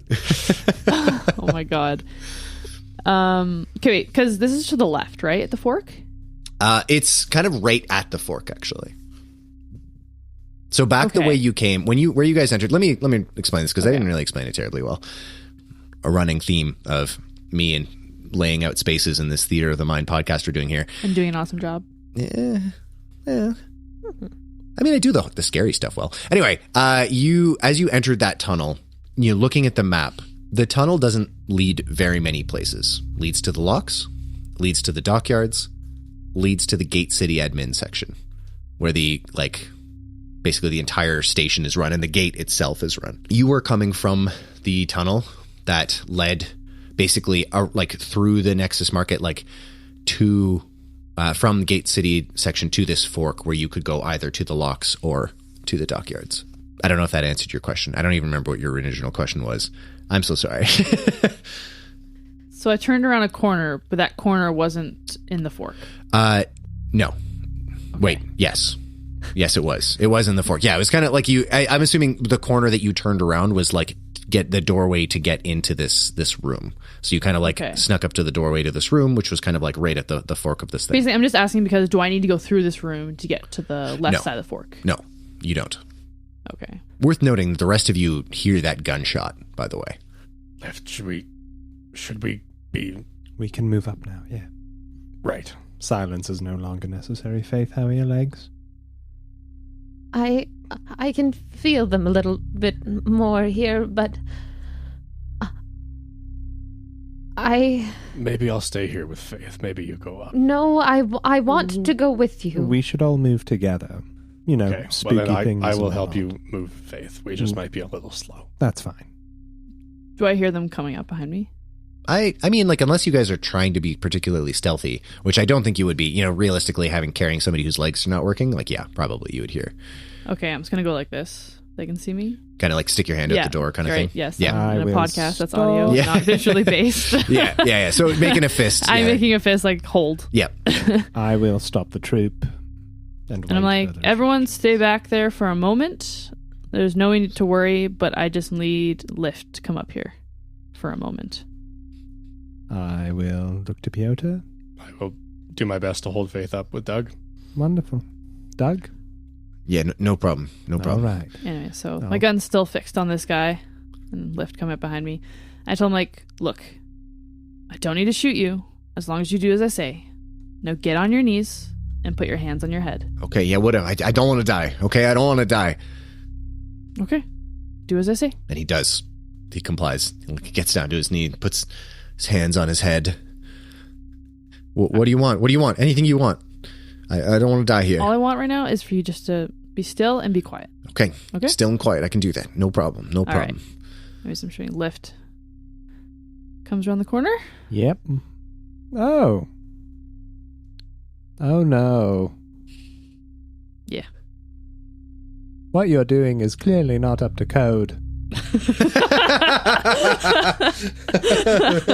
Good God. Perturbed. Are you going to shoot him? Seems very shootable. You look shootable. Please don't shoot me. Look, I won't tell anyone you were here. She gave you instructions. I'm on the ground. I did the thing. My hands are on my head. I'm sorry. What do you want me to do? I'll do more. Just shut up for a sec. Just be Okay, quiet. I'm sorry. All right. What's the plan? Just keep an eye on him. I'm just gonna check some things out. I'm gonna walk up. Very I'm cool. gonna look down the hole. Okay. First of all, even with the refrigeration, there is quite a smell that is coming up. The smell of decay and excrement. And you can see, as you look down, there are a series of looks like rotating blades that lead into a dark vat that is just outside of your vision. But you can kind of just see there is just a slight glisten from the overhead lights. Something wet down there. Hey, you. What's down this hole? It's just all the spare parts, you know? Like the stuff we don't need. What are the parts that you do need? Just like the meat and the bones. What's with all the fucking limbs? It's just we're just the techs, man. Like they got other people for that. You know, just strip those down. Strip down the frozen limbs. Look, it's like it's waste not, want not, right? Huh. Rewind. So, in your world of waste not, want not, you have a vat of waste. Look, I think they use it. For what? I don't. Are you talking about this? What's it called? The meat company? Real meat. Real Yeah. meat. Real meat? Yeah, it's just look, and this is all like, I'm not. It's not. I don't think it's illegal. Like, you know, it's cannibalism. it's just, you know, like Where do you get the bodies from? Well, it used to be like those like crazy Jesuit guys. They would drop them off, but now it's the Reapers will do it, and you know, it's kind of half and half. Are you saying that the military and a religious organization? Sometimes GateSec. Sometimes there's some GateSec guys would come by and drop them off, but few and far between.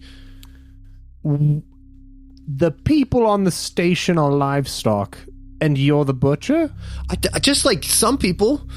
Some. Yeah, not all of them. Like, you guys are fine. Do they come to you dead? Yeah. Check your words. His eye kind of twitches. Go ahead and make a psychology check. Jesus Christ. Comedy. This shit. We change tones so fast. Yeah. What am I doing again? What was it? Psychology. I mean... No. Wait. It seems like You succeeded? Lift is... Because I did not succeed. I did it. Okay. I rolled a 10 and I needed a 10. Hell yeah. Yeah. Nice. He says no, and you can see his mouth kind of open, and his eye twitch, and then he just swallows and doesn't say anything, and you know he was about to add a caveat to that. Mm-hmm. Okay, hostage man. I believe that I have been blessed with the gift of forgetfulness. Do you want to know why? Yeah, of course. Well, it's because I probably saw and did terrible things as a Reaper. Shit. You know what I didn't forget? What was that? Look at this beautiful knife. I know how to use these. And akin to you, I'm very precise. I'm not sloppy like the butchering you've done here. Come on, man. I'm sorry. I didn't... The way I see it, you've been killing innocent people. No, they were already mostly dead. A religious person once told me Saul does not deal in absolutes, and by God, I am not Saul. I'm just a dude who forgets all his friends all the time. It's way worse. Quit fucking about. Do you want the hole, or do you want the knife?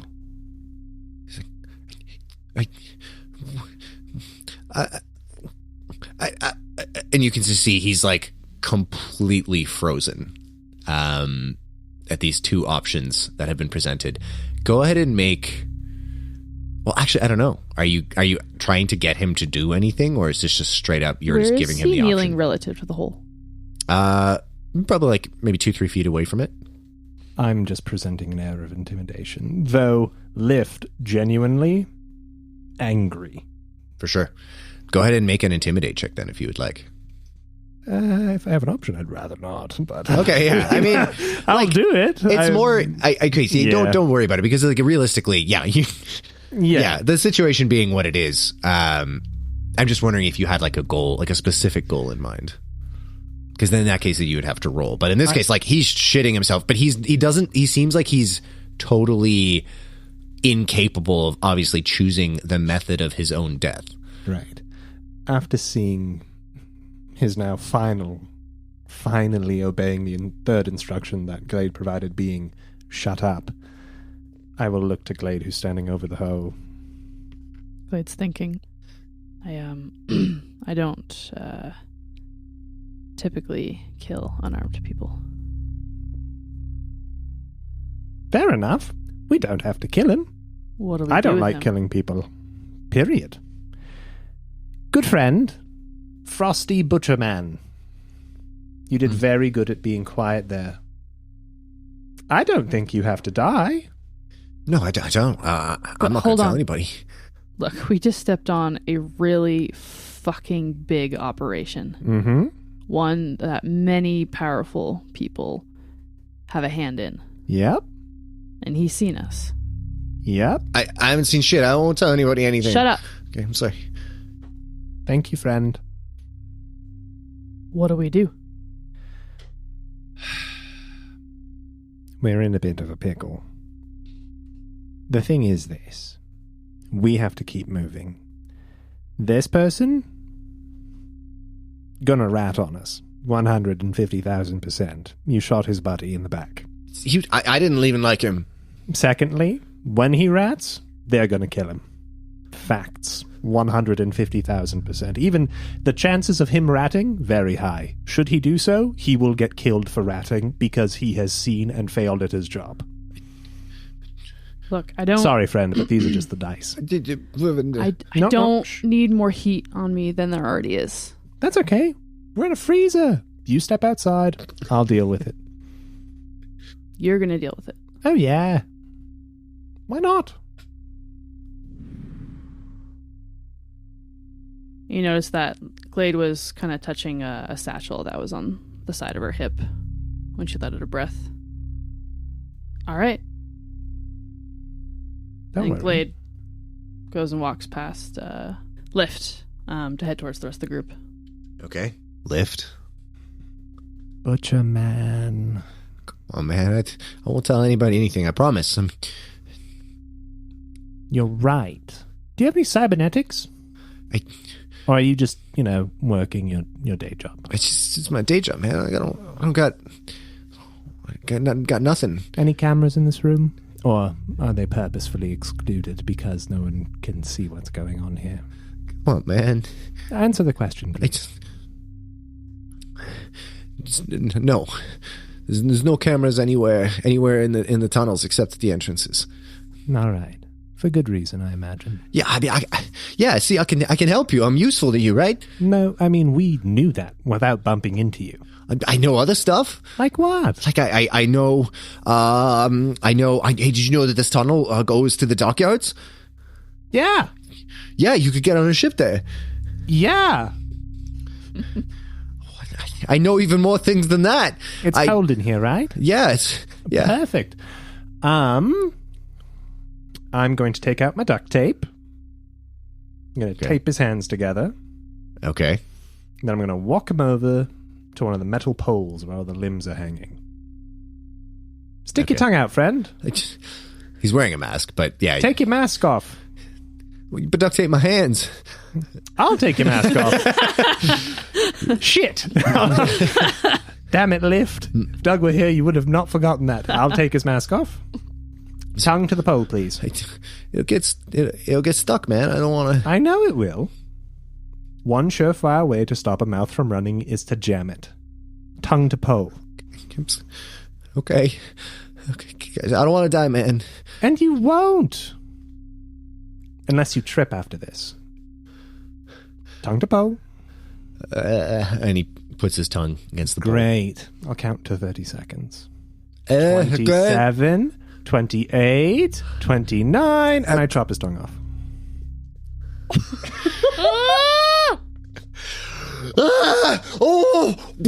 Just like starts like trying to spit out blood, is like grabbing at his mouth. No, put the mask back on. He is like not listening to you at all. He's just like blood is just like streaming out of his mouth, and he just like falls to his knees, just like.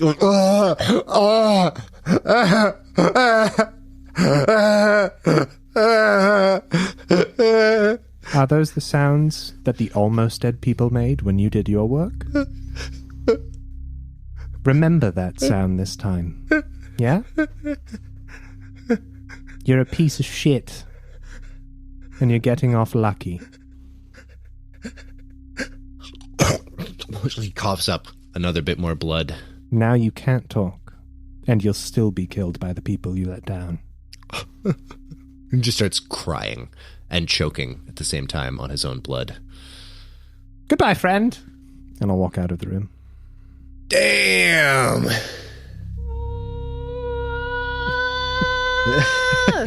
As I walk out, I'll clean my large knife on my sleeve and just put it back in its sheath. I am afraid to lift. I am afraid to lift. Juno has no idea what just happened, but Catherine is afraid of lift. No. Already. Lift. Yes. It sounds like he's still alive. He is. What? I'll wiggle the end of his tongue. Jesus. And then I'll throw it back on the ground. Can't talk anymore. Oh, yeah. Toss it into the hole.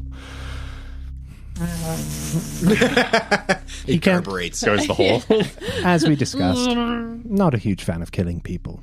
He deserved far worse, but now he can't talk. And he'll be found with a dead friend, having his tongue cut out. And he will be killed by the people who he works for. Yeah, except there's other ways he can communicate. Like, wow. Did he strike can you as write? intelligent? You're right. Be right back. Okay.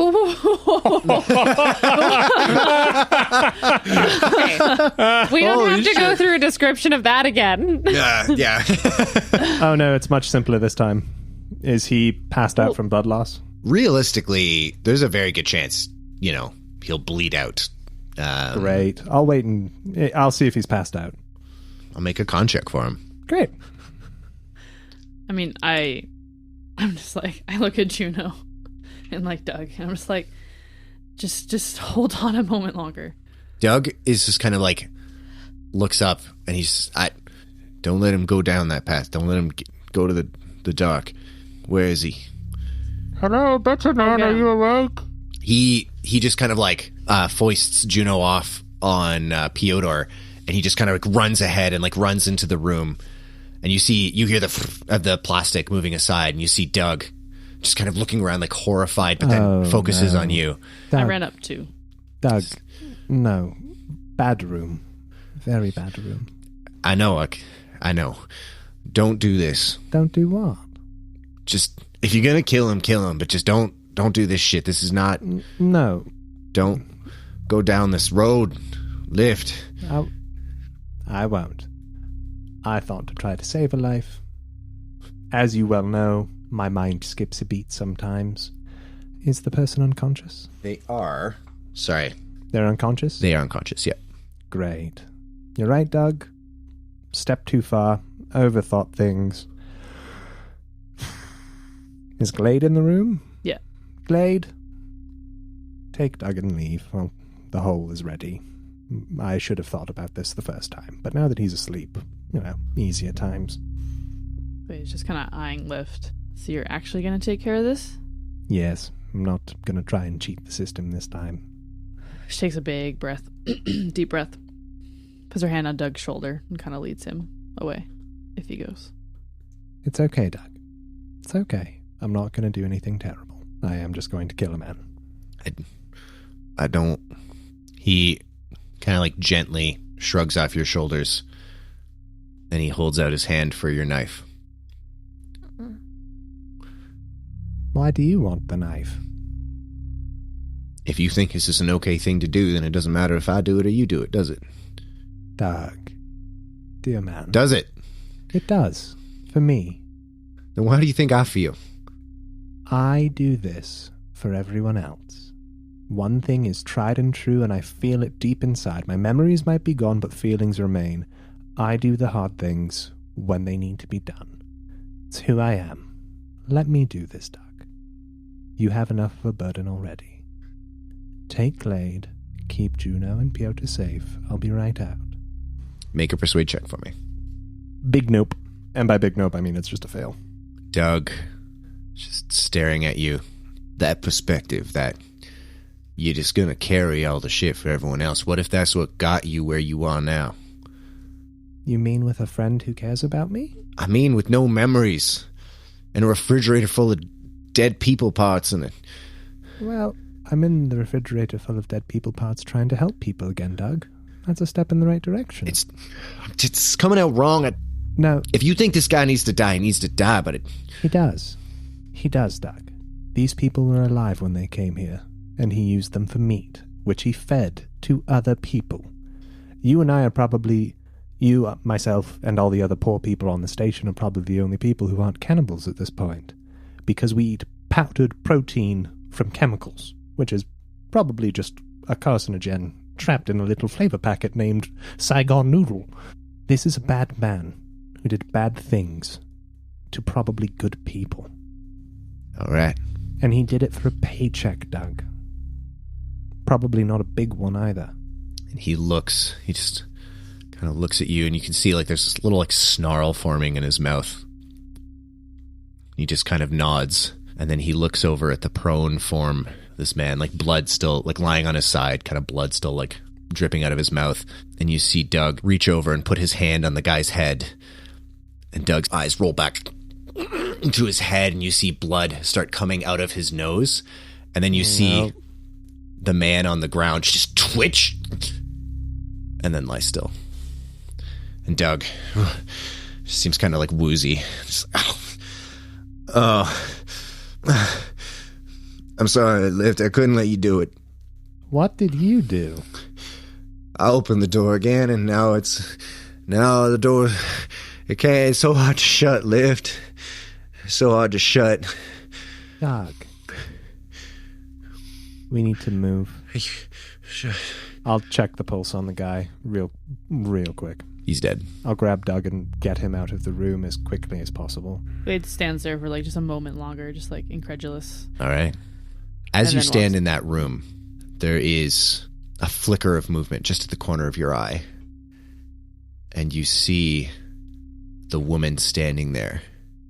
The ruined holes of her eyes just staring down at the corpse. And then it looks back up at you and then just seems to dissolve. I hate this city. I turn around and walk out. Doug, drink your 40.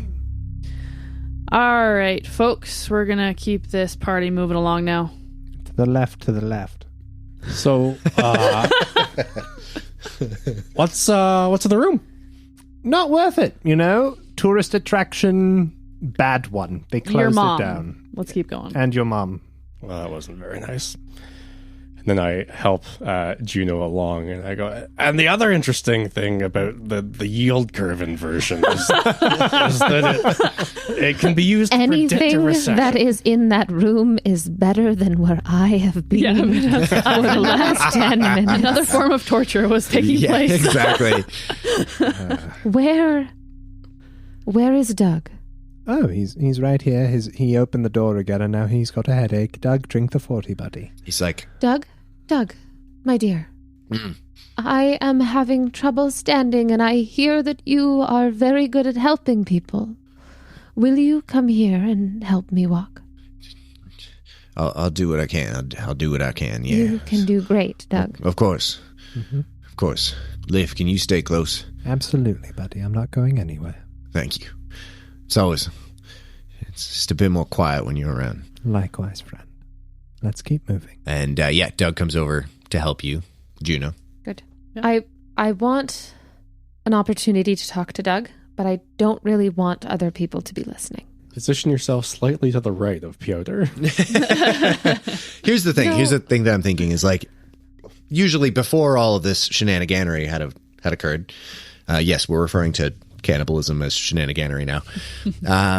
I would say, yeah, no problem. You could just like fall back from the group, pull ahead of the group, whatever. I feel like at this point, everyone's probably going to stay pretty tight together. So I don't imagine Juno's going to get really much of a chance to have a private conversation.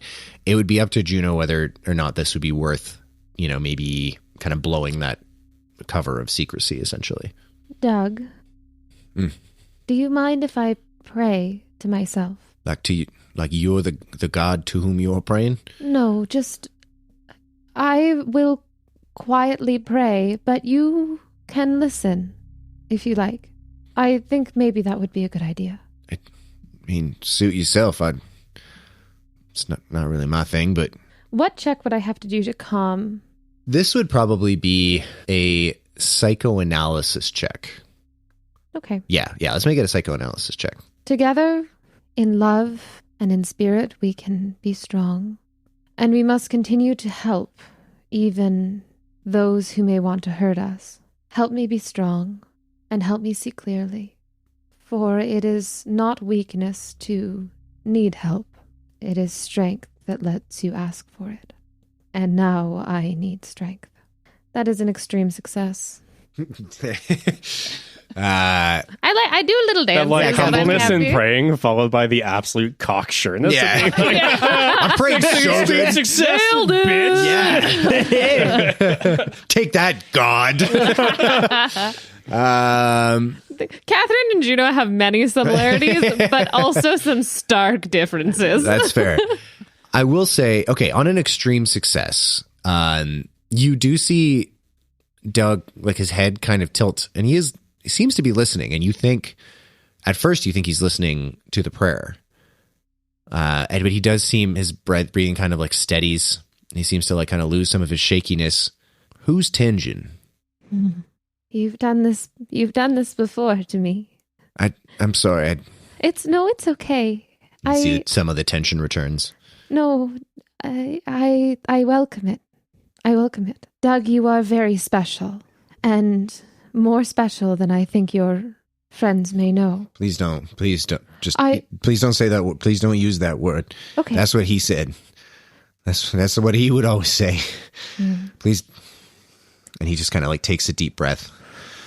Breathe with me. I won't say it. Thank you for telling me. Tenjin was my teacher.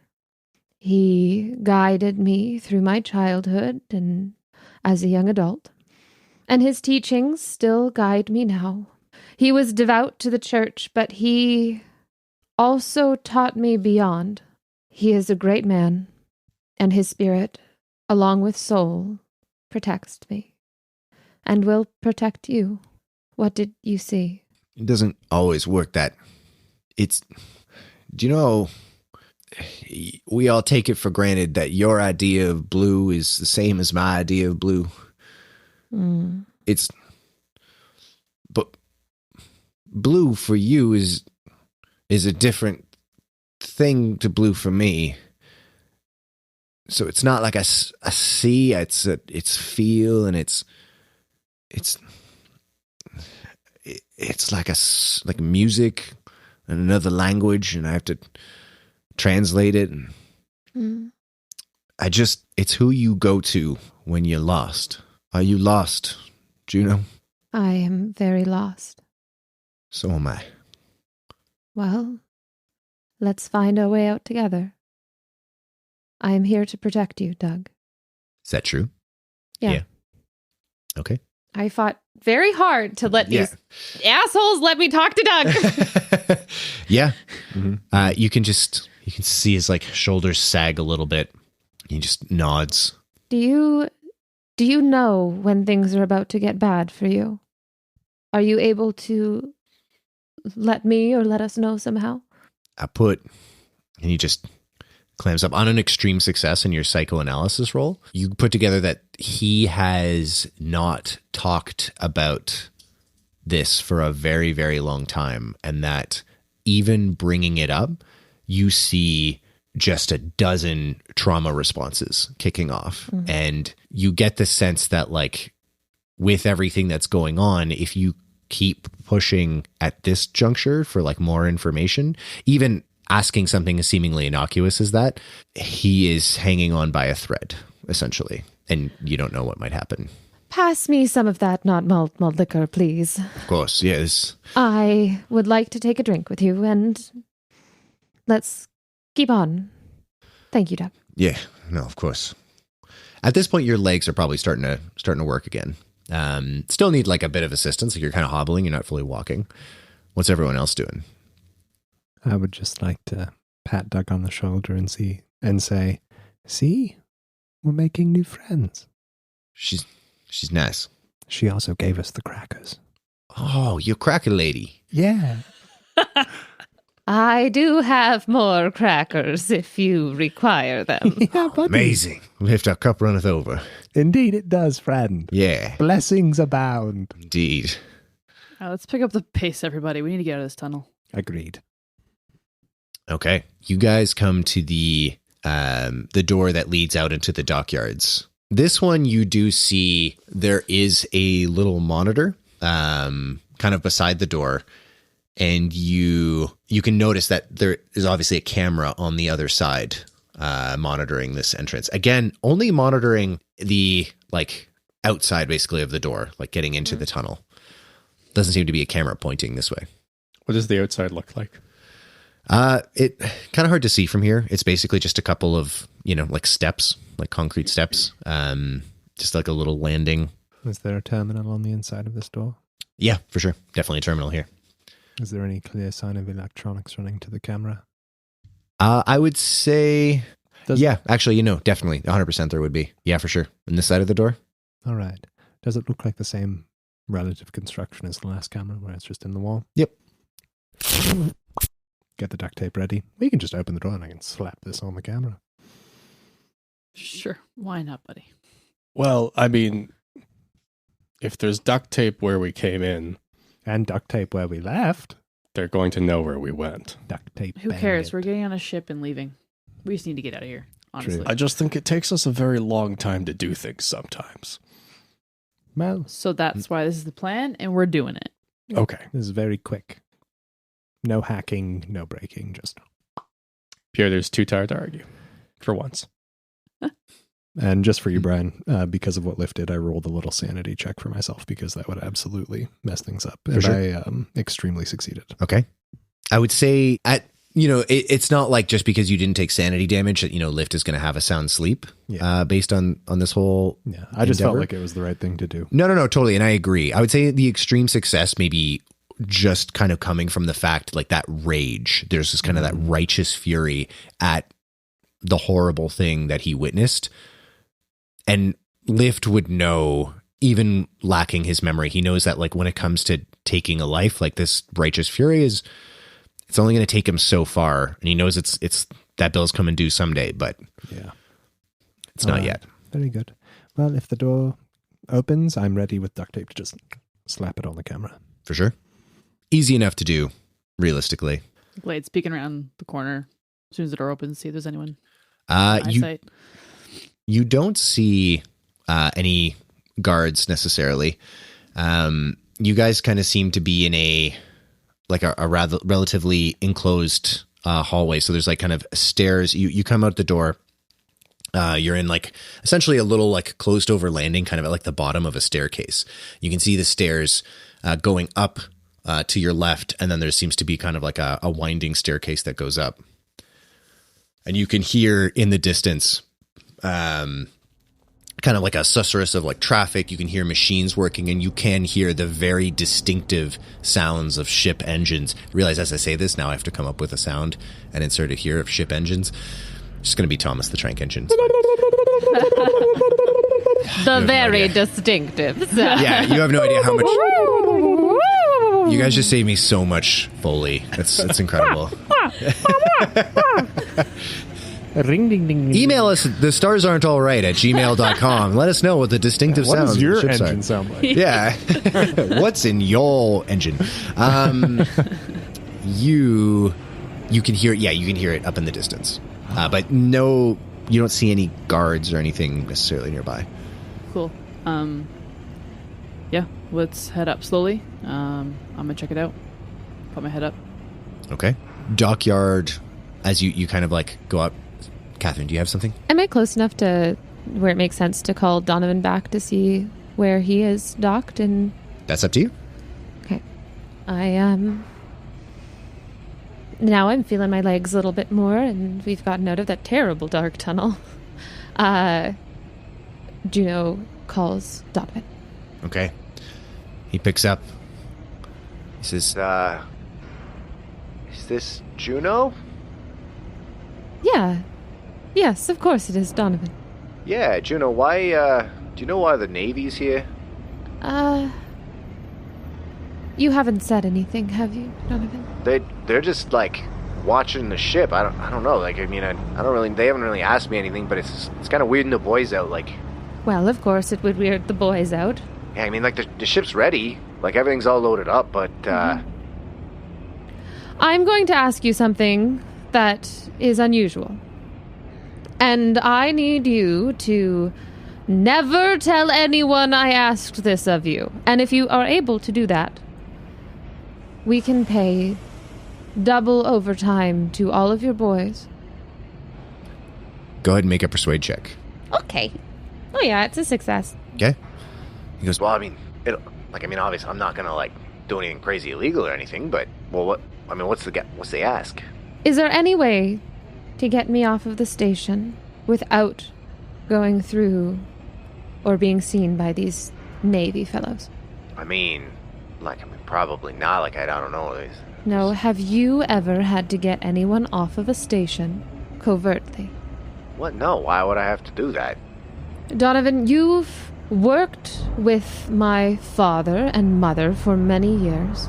I know some of the more intricate parts of their work, and it would surprise me if they didn't have to get off of a station rather quickly. Look, I manage your family. I work for the church, okay? I have a contract for the Church of His Light. Mm-hmm. I look after your ship here.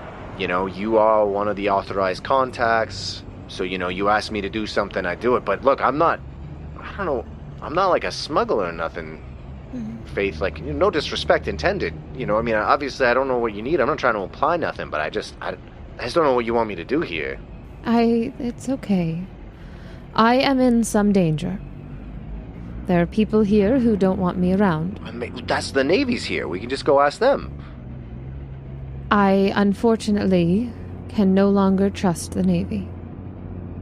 And I now rely on beloved people who've been helping me for a long time, like yourself, as well as trusted individuals I have met recently who are sometimes questionable. However... And Pyotr. And this man named Pyotr, who actually I think you may have also had dealings with his family, but that's neither here nor there.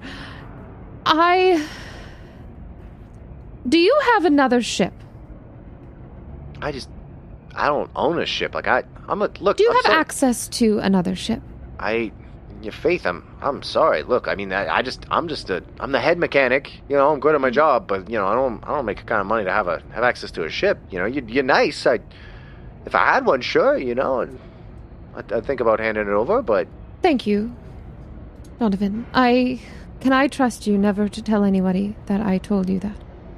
That I asked that of you. You know, I'm gonna be honest with you, Faith. It's a lot over my pay grade. I don't want to get involved. You don't have to roll. This is well, you know, actually you can roll if you want. But sorry, what are you rolling? I should have asked that actually first. I was going to roll psychoanalysis to see if I could hypnotize him. Over the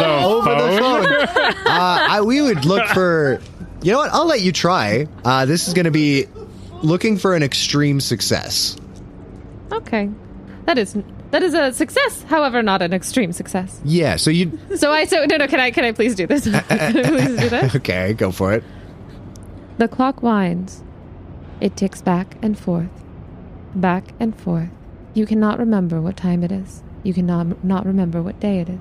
It ticks back and forth and back and forth and back and forth. Did you write that yourself? My daughter, you know, she writes poetry. It's mostly about bees. Yes. Did you ever? Yeah, because I think I sent you some of little Patty's poetry. Yes, That doesn't sound like one of hers. Do you want me to give that one to her? I like that. That's nice. Who doesn't like clocks? Donovan, clocks are very complex mechanisms, actually. Yes. Thank you, Donovan. Goodbye. Oh, bye. So, and look, I'm not gonna tell nobody nothing. Like, it's fine. It's none of my business. Good. You be well, okay? Be safe. You too, Donovan. You be well. You be safe. Be safe. Donovan says, click. Click. I did almost say click. Just before he hangs up, you just hear kind of quietly like, Oh, shit, I think she might be losing it, boys. How was the phone call? Or, whatever. How was the techno call? Nano call. How was the nano call? To be honest, Lift, it wasn't the best I've had. The Navy is at our ship, which... The Navy is at the... I assume you asked how many of them, if it were Reapers or just, GateSec people. I thought this was a private dockyard. This is more government interference in the private market, I tell you. It's a travesty. For once, I do agree with you. Do we have a name for the ship? no? The Agarita. That's a type of ship. Why do I have Violet King Henry? Hey, that's my old boat in a junkyard off the station. What was that? That's the thing that he just said. That's literally He wasn't kidding? Just because I speak in a goofy voice. Sorry, Britain. Doesn't mean I'm just fucking about. I don't think anybody needs to apologize to Great Britain. No, I think you're right. No. Fuck them. Okay, never mind. I had this note here, and I was like, what the is that mine? What? So you get to decide. Whose is that? What is the Church of His Light's Gate City ship named? The Ave Maria. Oh, that's so good. Ave Maria. All right. So the Ave Maria, seemingly being watched by the Navy, which the Navy and GateSec are like different entities politically. Glade was way up the stairs and kind of peeking what was going on up top. Mm-hmm. What does she see? The dockyards are huge.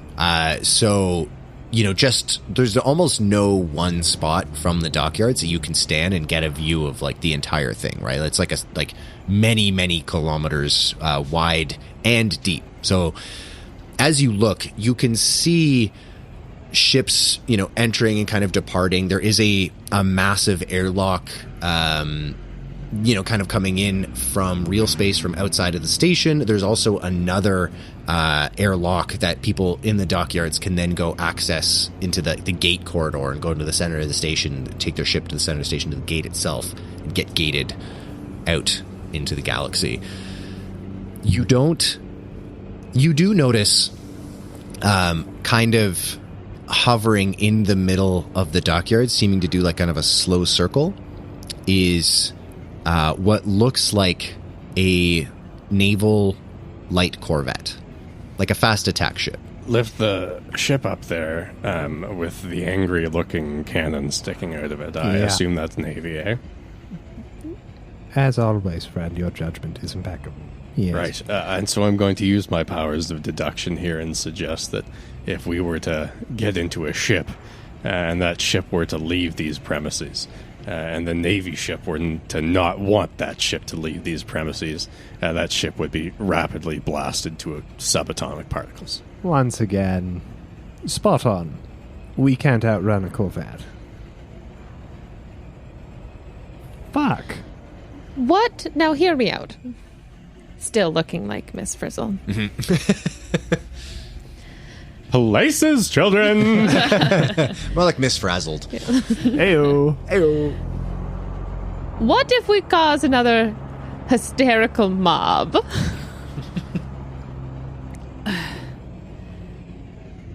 You don't hate the idea. Question. Mm-hmm. What?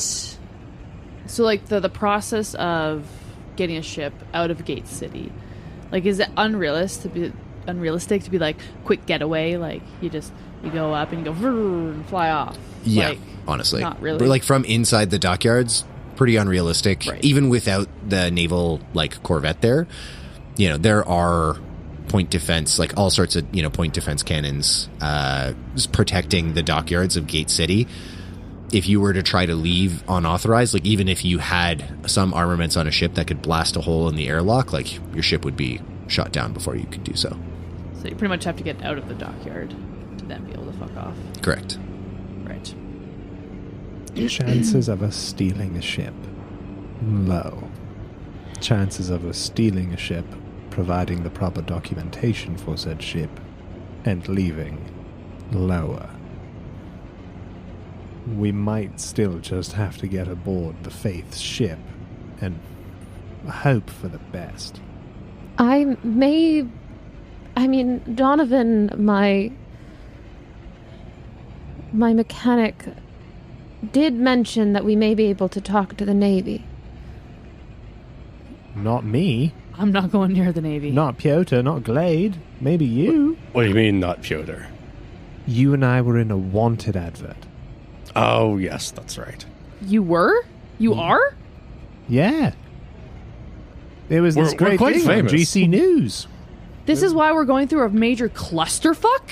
Ah, Oh, it's their fault. I don't think it's a major clusterfuck. I to think be it's more honest, of a- all I did was go to church, and then I left church, and then I was wanted for crime. I'm being dead serious as well. He is. He did almost no crime Yeah. while I was with him. What Very. the fuck did I watch in the tunnel? Well, I mean, until that,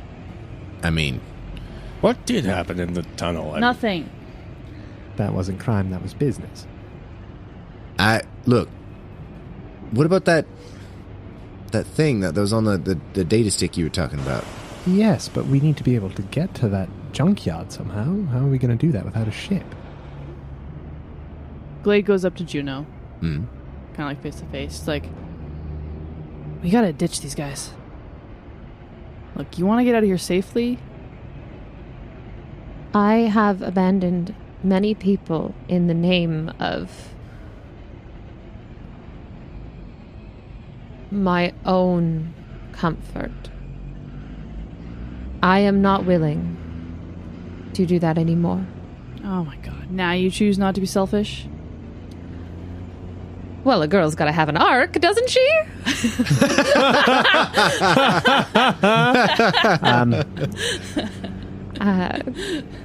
I pull Pyotr and Doug aside on the other, and I go, I'm not sure that getting on the fanciest ship in the dockyard is a good idea, but I will say in my undergraduate days, when I was 40, I did quite a bit of slumming it, let's say, on some of these intersystem freighters.